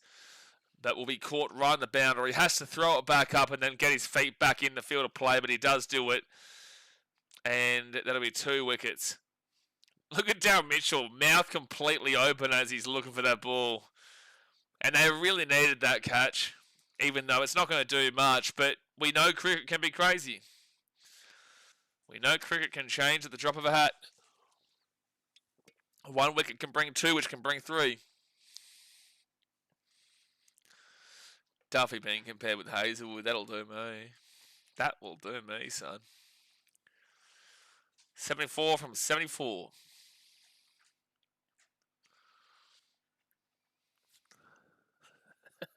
Wow.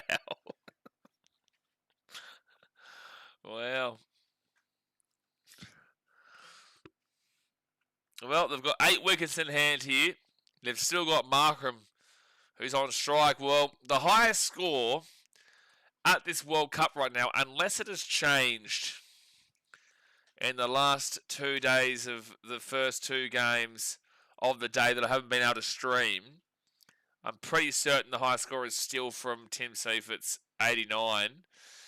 England 63 for Tom Banton, which is really good for him, to be fair, because he's had a pretty poor World Cup outside of that. 63. Ireland, Oman, what did they get? They got 235. 94 for Lorcan Tucker. Oh my gosh, and nearly a wicket again. But Devon Brevis will get a 4. He got a fingertip to it, but that was very close to a wicket of Devon Brevis. Damn, that would have been absolutely massive. That would have been massive to get 2 straight wickets, but he gets a 4 there, Devil Brevis. Let's watch this again. Crunched off of the bat, but just gets over the top of the fielder. Oh, dude. That would have been something if he got that wicket. That would have been something.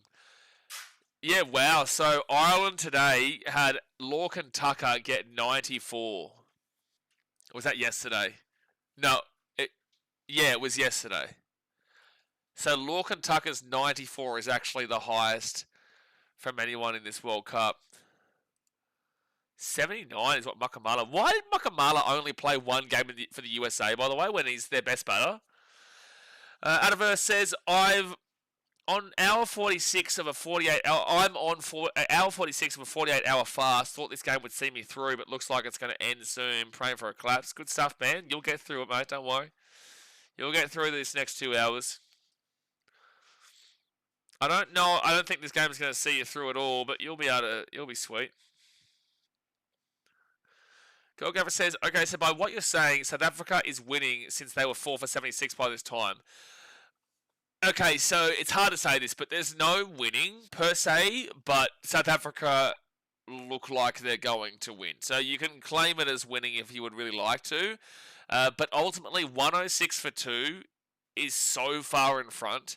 of where the Kiwis were at this time, that you would assume they have the best advantage to winning this game, yes. So now it's 107 for 2, because you've got to remember they've got 11.5 more overs to go of their innings. So they've still got 6 balls times 11.5. No, sorry, 6 balls. Yeah, six balls times 11.5. No, 6 balls times 11. So 66. They would still have 71 more balls, right? 69 runs from 71 balls. You would assume that South Africa are going to hit some 4s, they're going to hit some 6s. They're already underneath the ball count. That's going to go through, and that will be probably 2 here. Yeah, 109 for 2. So now they need 67 runs from 70 balls. Do you see how that's now widening, and there's less runs than amount of balls? So they have that many balls to be able to get those 67 runs. They should do that. The only issue is the wickets, which they only have 8 more left now. Because remember how we said they've only got 10 wickets? Well, they've got 2 right now. They've lost 2, South Africa. So if they lose 8 more before they get those 67 runs, they will lose. But we're highly, highly doubtful that will happen. South Africa should win this game very easily. Pfeifism says, I'm not sure if you can bring food in stadium. You should check that before going. That's a great point.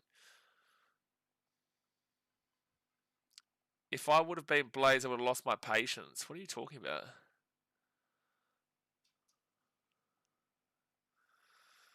I can't believe no one has made a century yet.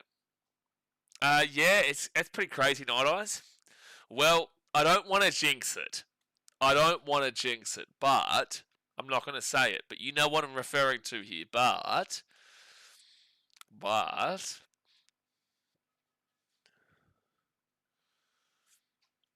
and that's going to be a single for Markram. He's going to be on 61. Okay, so Shatisha, you having a crack at Girl Gaffer just asking questions about the game? What are you doing? Leave her alone, mate. She's just trying to learn about cricket, dude. She hasn't said anything wrong. She's just asking about the game that you love. Surely you should just enjoy listening to it, regardless that you know it. You were once a young, fresh pup, mate. Oh my gosh. Pakistan tomorrow. That's going to be a show, isn't it? As someone who's watched cricket for about 15 years now, great to see you educating new people on it with such passion. Well, I love it. You know, that's the whole point of it, man. That's the whole purpose. You know, we sit here, we have a bit of fun, we have a bit of banter, but at the end of the day, we love cricket, and we love the sport, and we want it to grow. I don't see it growing a fantastic amount in countries that it's not already big in, but with that being said, the more we can do, the better we can do. More people loving the game, the better. Exactly right. Especially when Australia beats Sri Lanka on Monday. Especially so. Please, I'm begging. I'm literally begging. I'm quite literally begging. If I have to get on my knees to beg, I'll do it. I will do it to beat Sri Lanka. Surely Steve Smith comes in and whacks 900 runs. Just by himself. Steve Smith, surely. Oh, gosh. Don't ever listen to cracking balls. He's cracking your balls with that one.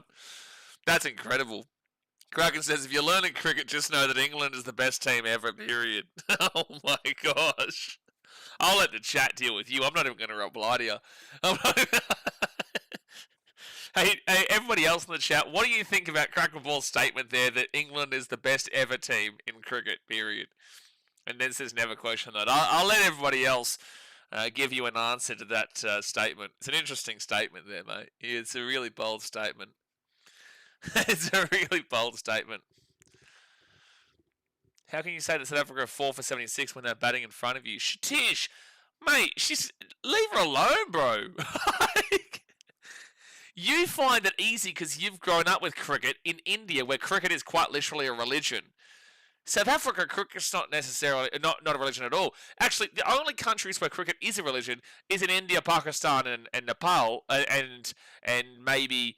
And also Bangladesh. Outside of that, it's not a religion anywhere else.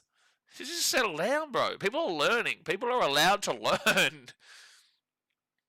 And that will be a single, I think. Oh no, dot ball. 115 for 2. England just got pumped in the Ashes and almost lost to Nepal. Don't forget, lost to the West Indies as well, mind you. Kraken says, to make this belief even stronger, never, I repeat, never watch England play. Yeah, look, if you want to believe that England are the greatest team to ever play cricket, don't ever watch an England cricket game. Don't do it. don't do it.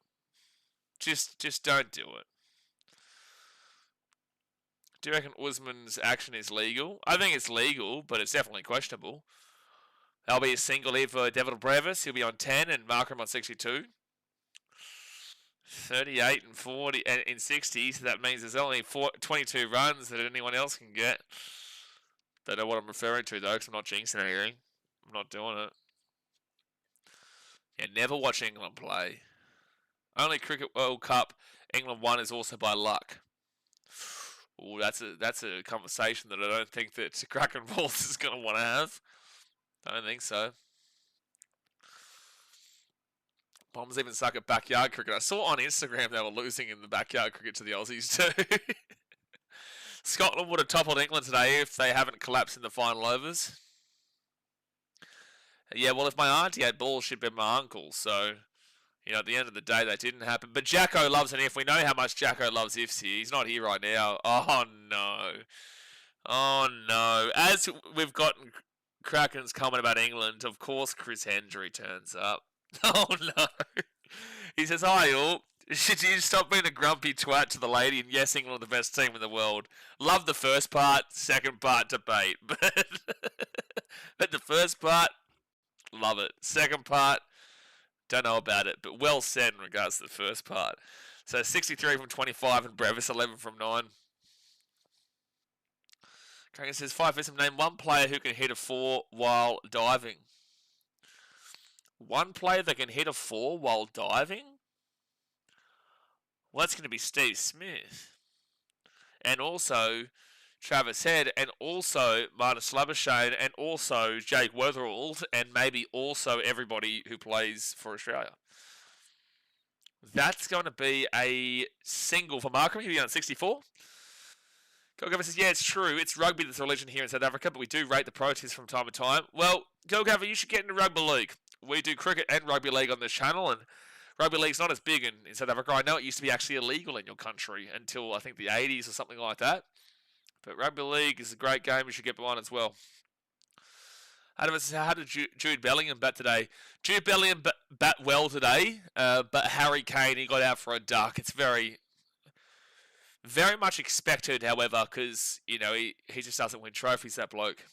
Name one cricketer who can hit a 4 while diving for a run in a World Cup final. Travis Head, Kraken. Travis Damwell Head. Sir Travis Damwell Head to you as well. Prisoner of Mother England, that's the original term for the Poms, I think. I don't think so. I'm pretty certain Poms is for pomegranate. Pomegranate means like the red on their face. Like, because they burn easily. Because they burn really easily. Because in England they don't get any sun, right? So the sun burns them easily, and I'm pretty certain that Poms is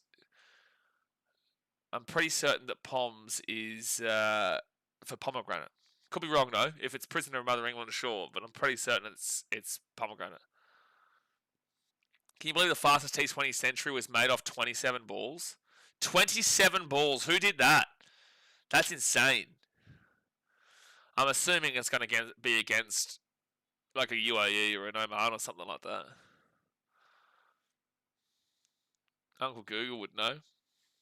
Can one of you guys Google it, please, while I'm sitting here watching and streaming? Can someone else please Google that for us, if you'd be so kind? 10.1 overs down.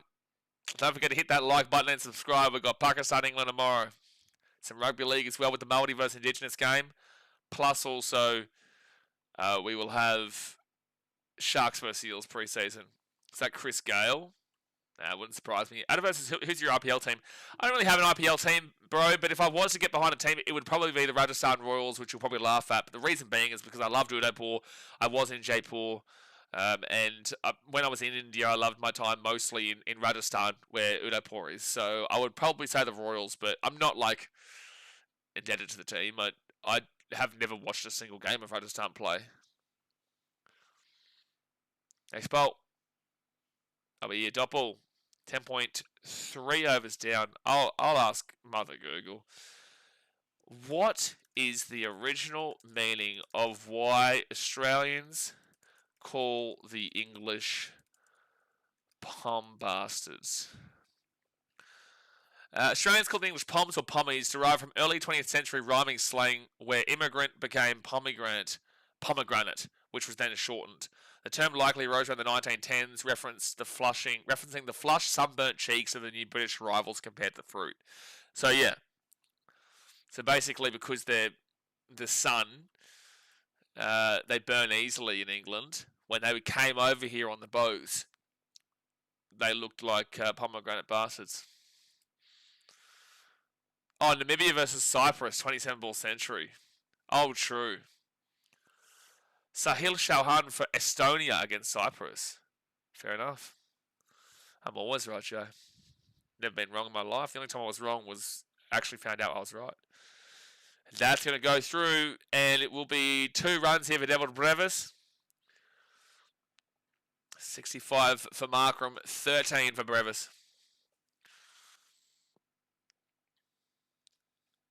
Most wickets in the World Cup so far, my boy, my main man, Van Quick from the USA is on 11. Ngidi from South Africa on 8. Muzarabani from Zimbabwe with 7. Harmeet Singh from the USA with 7. And Janssen from South Africa with 7. Crackers, I watched one IPL game for Archer, and then the exact match, he got smashed for 70 runs in 4 overs. 70 runs in 4 overs is actually insane. How 70 runs? That's an economy of what? 17, 18 runs and over?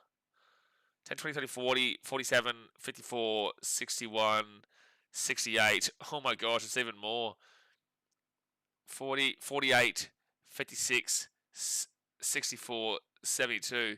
It's basically 18 runs and over. That's crazy. 18 runs and over is disgusting. That is disgusting. To compare that with what we're saying here, 0.6% right now for New Zealand to win this game, by the way. To compare that what we're seeing here, Jacob Duffy's given up 36 runs in 2 overs, which is 18. Fastest T20 century by a main cricket country was David Miller for South Africa. He made it off 35 balls. Who did he do it against? Let me guess. Guernsey. No, he wouldn't have never played them. I'm going to guess it's going to be a half-decent nation.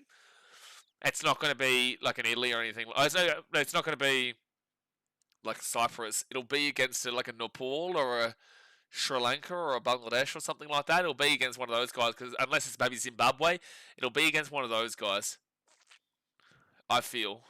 Because South Africa won't be partnered to play, unless they played a T20 World Cup against them, but they wouldn't be partnered to play many of the really lowly ranked teams. Bangladesh, there you go. So it's right, yeah. Bangladesh. I love, Jay, by the way, how Travis comes in and talks his cricket on rugby league streams, but then doesn't turn up to the cricket streams. Like, he comes on to talk about cricket on rugby league streams, refuses to actually come on during the cricket. You watch, he'll come during the Māori versus Indigenous game tomorrow, or the Sharks versus Eels preseason game, and he'll want to talk cricket, but then we'll have Pakistan versus India, and he won't turn up for it. By the way, 51 runs off of 52 balls needed. 51 runs off of 52. 50% of the time he actually talks normal, Jay, and then 50% of the time he just says weird stuff. That is going to be absolutely crunched to the boundary, and that is a 6 for Devin Brevis. He's on 21. He's on 21. Probably having his beauty sleep. Bangladesh should only be like just up before 10 p.m. It's like 9:53 p.m. I think they're an hour and a half behind me here in Vietnam. 76 runs to be precise. So it was over 18 runs and over. Oh my gosh. Dude, 76 is like 19, isn't it? That's up in the air. That's up in the air. That should be caught. That should be caught. That should be caught. Brevis is gone. Brevis is gone on 21, and it's 131 for 3 with 11.4 overs gone. 21 for 17 is Brevis. And look, it's not happening, but 7 wickets. What does Pillow Boy mean? So Girl Gaffer, Jofra Archer in the Ashes. The Ashes is Australia vs England, the biggest rivalry in cricket. Forget India Pakistan, it's a political rivalry that shows its face in cricket. The biggest competitive rivalry over historically speaking is always Australia versus England in the Ashes, which is 5 days test matches, right? Remember when I said the 5-day matches? So we recently had it over this last Australian summer. We had England playing there. We beat them 4-1. We slaughtered them. But Jofra Archer, after getting embarrassed in the first game, in the second game in Brisbane, he brought a pillow to the stadium. And it's like, the fact that he's bringing a pillow to the stadium should show his mental mindset. It should show how invested he is in the game. Because as their primetime bowler, the guy that is meant to be their best bowler in their team, he brings a pillow so that he can have a sleep in the stadium. Like, I don't care that you're not meant to be batting, you're not a batter. I don't care that the English are batting right now and you're not in for ages. But are you shitting me that you don't have the motivation, you don't have the drive, you don't have the passion to not have a sleep and to not have a pillow? Come on, man. You know, get a grip of yourself, Jofra. Get a grip. Kraken says Ashes is AI. It's a propaganda by the big pharma. Don't let them fool you. Yeah, so just to clarify there for Kraken, Australia haven't lost an Ashes series to England in over 11 years.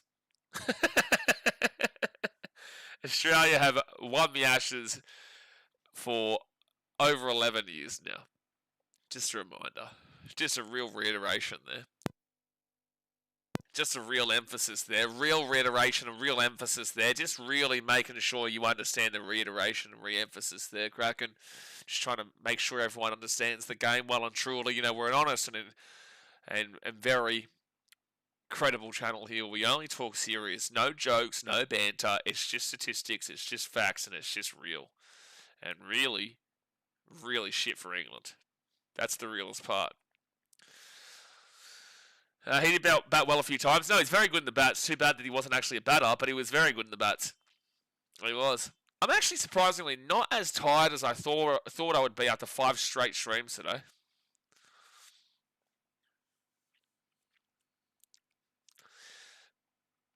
But what over are we in now? So we are in.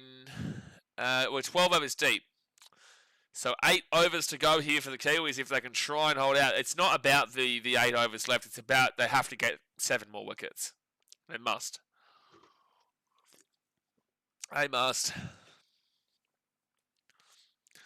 Stubbs would come in, then Jansen and Bosch. But this game was over when Markram decided to just light the whole field up. It's going to be a dot ball. Rohit Sharma jointly holds the record with David Miller for a 35-ball T20 100 among the top 10 nations. Who against, Satish? Well, I'm sure that's going to have to be against like Bangladesh or Sri Lanka or Nepal or whatnot. Shot for a single. 133 for 3. 43 runs off of 46 balls. South Africa probably just want to make this a game right now and just want to let it hold out. What's happening here? The broadcaster's got two different angles at one time. Adverse says Ahmedabad gets better to bat on under the lights and a bit of dew coming on. It's like a cheat code. Yeah, that's why I said today early on in my streams, I said I thought that whoever would win this game would be the team that bowls first and decides to bat second. That is a dot ball. It's a good bowl against Sri Lanka. Fair enough. Well, Steve Smith's going to go and get 102 balls on Monday. Goggins says also, thank you for asking me about a sport I actually do understand. I really appreciate you making me feel less stupid. Yeah, take that, Shatish. Just tell Shatish he's stupid. Just do that. I'll be a single. 41 for 45. I'm so glad that everyone had a crack at Shatish for his nonsense before. I'm so glad. Oh, man. 41 for 45. Exactly why Australia won the World Cup with the cheat code. We won the World Cup because we're the greatest team of all time, and that's actually a fact And because we've won the most trophies of all teams across the entirety of the world, Kraken. And that's also another fact, like I said.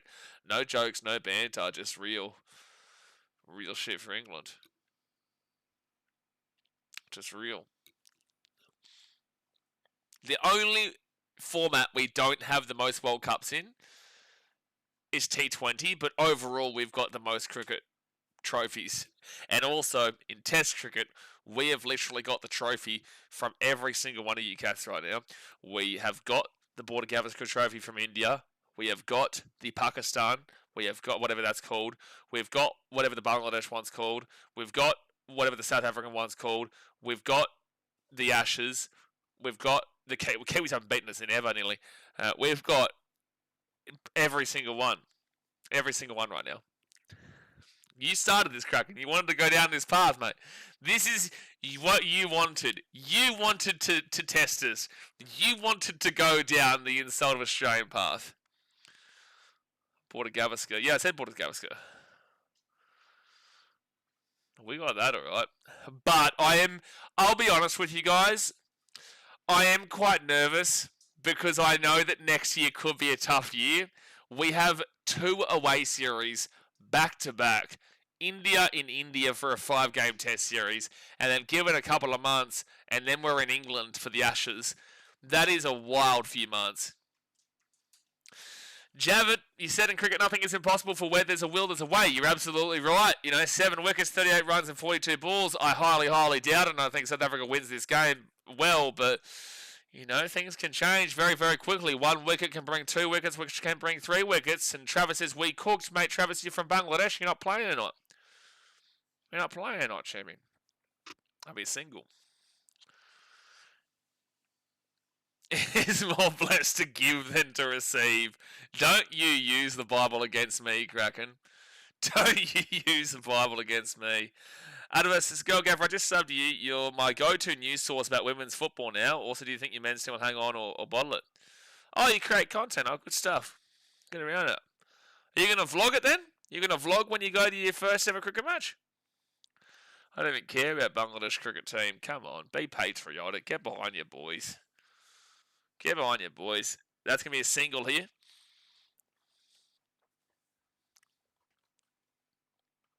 As for Arsenal, oh no, don't start us down that path. Don't start us down that one. Xi Jinping once took all 10 wickets in 1 over. I think you're confusing that for a man named Mitchell Starc. Mitchell Starc once took 13 wickets in 1 over in a T20. That's how good he is. Mitchell Starc once took 21 wickets in a single day's play in Test cricket.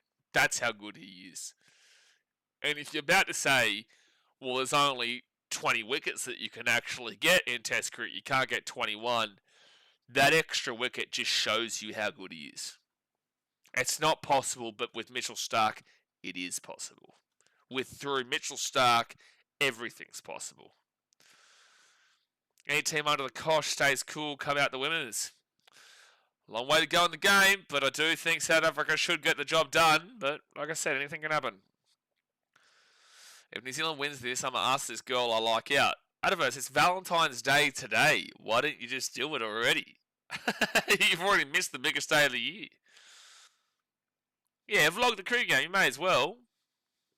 May as well. Stark needs to give away being in shit ads, Jade. You bite your tongue. Don't ever insult the man, the legend. He's not a myth. He is just an absolute goat, Mitchell Starc. That is going to be a leg bye for a 4. I love that. Markham just knew that was going for a 4. He just said, stop. Don't even run. That's hilarious. That's hilarious. He just knew that was going for a 4.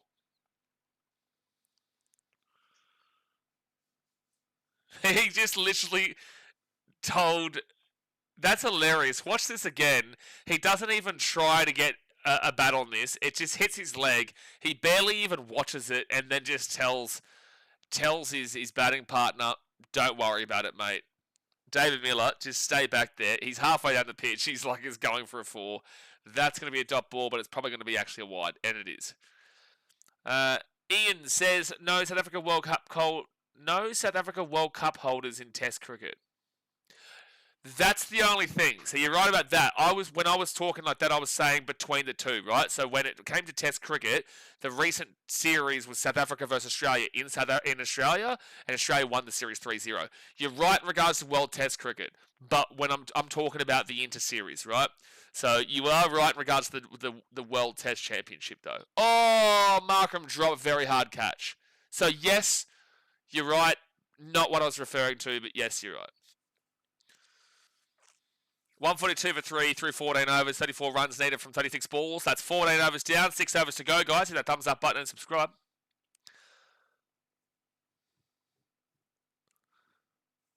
Markham should go for 100. Let me tell you, never propose or ask a woman out on Valentine's Day. Some of us assume you're lazy to remember an anniversary or special date. Well, there you go, guys. There's some good advice for you. There's some good advice for you. Right now, we will see male Prime Minister after 35 years. What's happening here? Well, we're doing politics. This is not BKR politics, mate. It's BKRsport, watching cricket. What are we doing? It's either the BKR dating scene or BKR politics right now. Markham should go for hundreds. Well, look, I think it's a bit too difficult right now because... Actually, is it even possible? Markham's on 69. No, they need 31 runs for Markham to get 100. South Africa needs 34 runs to win, which means David Miller can only get 3 runs, and Markham just needs to go and smash sixes. It's just not happening, bro. But he's been fantastic, Aiden Markham.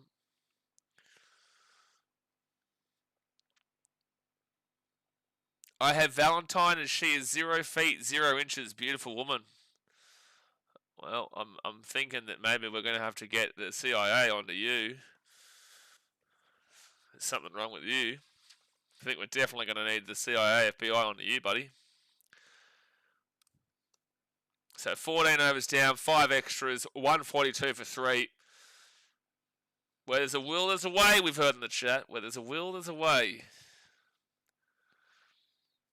I don't think so, but where there's a will, there's a way. You have a small hand, Travis. A very small hand. There's not long to go, you guys. Not long to go.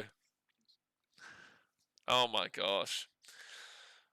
We've been here for 5 streams, guys, and at this point of the day, people start to get a little bit leery. And that's what's happening. My joke made me joke. You are the joke. But New Zealand and South Africa are both guaranteed to go through their group stage, basically. So this doesn't really mean anything. But South Africa will, assuming they win this, they will gladly take the big dominant win here. As long as they can get over the line. At the end of the day, the runs to balls count is actually super close. If New Zealand can keep limiting them, it's not happening. But if they can. South Africa bowled the World Cup final from a similar situation. Well, we'll see. That'll be a single here. So 33 runs needed from 35 balls. At least it wasn't over in 10 overs like it was looking like at one stage. Adverse says India vs Pakistan prediction. I am going the underdog.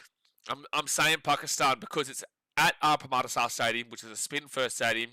Pakistan have some of the best spinners in the world. Abraham Ahmed will love it there. India has shown real nerves and worrisome moments throughout their middle portion of the game, which is where Pakistan really restrict you and really constrict. There's going to be a lot of passion. It just comes down to me for Pakistan if they can buy into the moment and live it up the moment of what that game represents tomorrow night. And I hope ultimately everything is good. We just get to watch good cricket and it's all fair play, right? I don't want it to all blow up in regards to like aggression and all that. I just want to see a really good, passionate game of cricket. That will be a single here. Oh my gosh, a misfield could actually end up being 2. They will get 2 out of it. So it'll be 9 runs a Miller. But I'm going to say that Pakistan are so good in the middle portion of the game and the consolidate periods from 7 to 14th over that maybe Pakistan just find a way to get over the line, which would be a massive upset and it would be absolutely huge. But India have been showing tendencies of not being at their greatest right now. They should have lost to USA. Surya Kamiyadav was dropped on 15. He ended up going to 84, and USA lost by 29. That should tell you everything you need to know. But then even that game against Namibia, they didn't put away Namibia as much as they really should have. Now, they still won that game, and won that game well, but if you watch the game against Namibia, you know that Namibia put on a decent enough fight at periods of the game. And it's Namibia, right? So India won by 93 runs, but you know what I mean if you watch the game. So whilst India are going to be favourites, and I get it, I'm saying maybe the upset. But India's batting is much better than Pakistan's as well. However, the Pakistani bowlers are that good too. If Nepal is winning tomorrow morning, maybe Pakistan is winning too. You know why? Oh my gosh. Great song being played in the stadium right now. By the way, this run total for South Africa, the two worms are basically colliding here. South Africa and New Zealand are basically same. 4, 5 wickets for the Kiwis, 3 wickets for South Africa. But it's only above by a couple of runs here. It's actually not that separated. Yeah, but you also got to factor in 3 Indian spinners and poor strike rate of Pakistani batsman not named Farhan. Sure, yeah, I would agree with that. Chakravarti is obviously the number 1 bowler in the world for a reason in ICC. However, let's go compare the two bowlers here. So Chakravarti is number 1. You could make the argument for Abrar Ahmed being number 1 as well. So that's 1-for-1 likeness of Chakravarti and Ahmed. And then you go down to Muhammad Nawaz in 7 from Pakistan. You also go down to Arshdeep Singh and Jasprit Bumrah, but I don't think Bumrah is going to be that impactful here at Parramatta Stadium. And Axar Patel, but you've got Shaheen Afridi there, who may not be that impactful as well. Salman Mirza. And I think a couple of these guys are quite low. Mugeem not there, but overall, I really do think Pakistan just have a way to do it. And Saeem Ayub is rocketing up the rankings as well. That'll be a 4 for Aiden Markram. He's going to get to 77. Well, if he can get another 16 runs, he will go as the highest run scorer in this World Cup so far. Fife is Coldick playing tomorrow? I would assume so, yeah. Don't worry, it's not like I'm not factoring it in out of us. I feel like it's a maybe 55-45, 60-40 favoured game to India, right? I think Pakistan have a chance. I just don't know if they can live up to the moment of beating their big brother in a lot of senses. And whether you like or dislike that comparison, at the end of the day, India is the bigger brother to Pakistan. They've won more trophies in all formats. Pakistan never won, and India is obviously the bigger country, right? So it is a bigger brother thought process. That'll be a single. It's like when Australians and Kiwis are our little brothers and we're their big brothers. It's just that we actually love our little brother. You guys don't love your brother. It's like a separated family there. But I just don't know if Pakistan can break through the moment because they don't usually beat India. Actually, when was the last time Pakistan beat India in any format, guys? Can you comment in the chat and let me know? Mighty Scotland nearly beat England? Oh, I don't know about that. I don't know about it nearly. They got 2 wickets quickly, but I don't know. It looks good early. That will be a 4 for David Miller, and this game is falling away for the Kiwis now. 17 runs needed from 26 balls left. 17 runs from 26 balls left.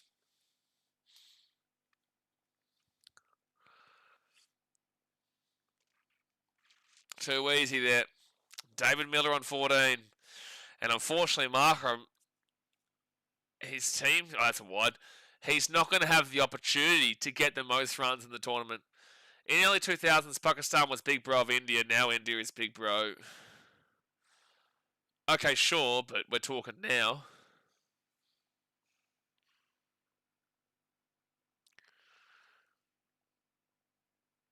Had India not won before 2000s?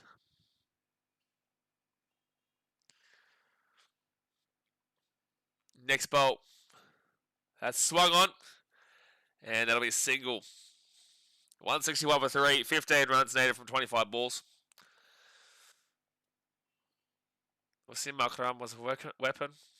Mate, those early 2000s, that 90s, 2000s era of cricket. I know I was young, but like I still know. Unbelievable. Unbelievable. Test cricket at that time was pumping. That was when Test cricket was at its best. Most competitive. And that will be a single. 14 runs, 24 balls left. No country has ever defended its T20 World Cup title and won thrice. No country has ever defended its T20 World Cup title and won thrice? Just say 3 times, bro. What are we doing? Just say 3 times. India can create history of the World Cup in their own backyard. Well, you're expected to create history because it's in your own backyard. It's not like that's like an advantage. You've got an advantage to create history. But could you imagine if Australia get the wake-up call of all wake-up calls and find a way to beat Sri Lanka and then obviously beat Oman, and then it's Australia versus India in the final? Does your team have the cojones? Do they have the balls to beat Australia, knowing the history between Australia and India? Do they have what it takes to get over daddy? We're talking brother. We're talking little brother, bigger brother. Now we're talking daddy. Do you have... Oh, no! New Zealand, no! A misthrow here will end up being 4 runs. Oh, no. Oh, bad feeling. A misthrow will end up being 4 runs. That is awful. Wow.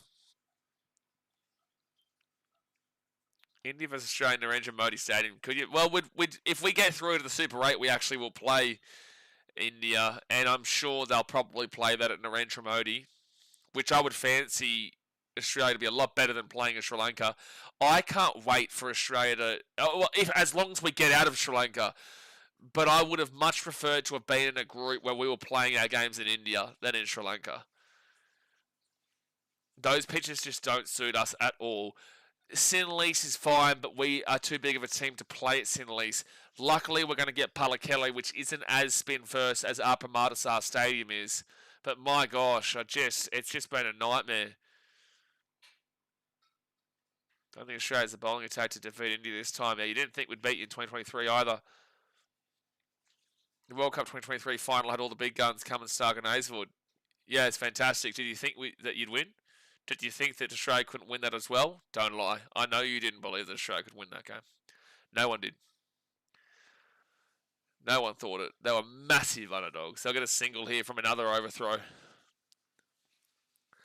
Pakistan versus Australia final, Travis, might be the death of me because we've got plenty of Pakistanis here that would get right into me.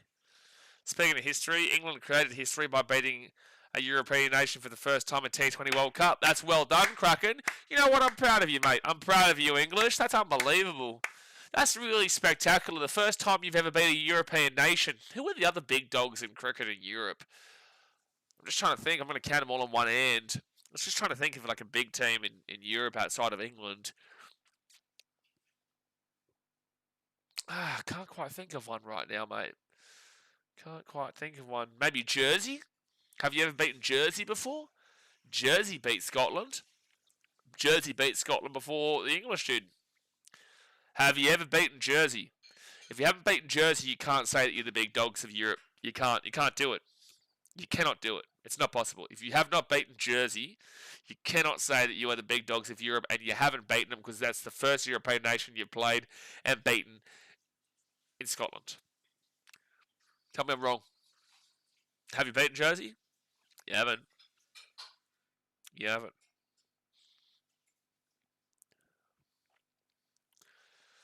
So 6 runs needed, 20 balls left. Henry, he will get a single here, marker, maybe 2. No, it's a single. If England beat Italy, I will shave my head. England are going to beat Italy, bro. You just really want to shave your head. Just shave your head, dude. You've told us you're going to shave your head about 1,000,000 times now. You obviously just want to shave your head. Just shave your head, bro. Just go for it, dude. 16.5 overs down, guys. 5 runs needed, 19 balls. South Africa's going to win this. Hit that thumbs up button and subscribe if you're new around here. Single for Miller. He'll be on 18. South Africa will get the dub in this game. We will be live for India, Pakistan tomorrow. If you want to have some fun, bit of a laugh, watch some cricket, we'll be here. Speaking of history, Australia's never beaten Zimbabwe in the T20 World Cup. That's true, Kraken, but, you know, at least we didn't lose to the West Indies either. But you're true. That is true, we've never beaten Zimbabwe in the T20 World Cup. But also, question, has England ever won the WTC? Considering that it's played in England, the WTC, surely England would have won that at home, right? Surely. Surely England would have at least got one WTC in England. Surely. Just trying to figure it out. Surely England have played in a WTC final before, with their illustrious history. Surely they would have. Oh my gosh, and David Miller has just ended the game with an absolute slap of epic proportions. That is into the stands. That is a 6 from David Miller, and that is the Kiwis crying because South Africa will get the win. They will dominate that one by 7 wickets. And at the end of the day, this game was over when they were just absolutely smacking them in the first 6 overs of the power play. That was just way too easy there for South Africa. And then, it got interesting at one point, but not really. You were super confident behind South Africa the entire time here. They're going to probably top their group. They are going to top their group of Group D. But it doesn't really matter because no matter what, Kiwis, you are going to be going through UAE, Afghanistan and Canada just don't have the ability to get above you. So, yes, you will lose here, and your net run rate will take a bit of a hit, but at the end of the day, you've got one more game to go in this group stage, New Zealand, and that's against Canada on Tuesday. We'll be live for that. It's right after it's the first game on Tuesday. It's the first game on Tuesday there. So, we'll be live for that one. Wow, I don't know if I'm going to be streaming Scotland vs Netherlands. That's a weird day. I will definitely stream Ireland vs Zimbabwe. That's going to be massive for Australians anyway. But anyway, guys, I appreciate you for tuning in. I will see you tomorrow for 3 games. We've got the Māori vs Indigenous game early in the day in Rugby League. We've also got the Sharks vs the Eels in the NRL preseason. And then we'll finish it all up with the massive one, the big one. The Indians taking on the Pakistanis. But alright, guys, thumbs up, subscribe, and I will see you tomorrow. Thanks for watching. Catch you later. See ya.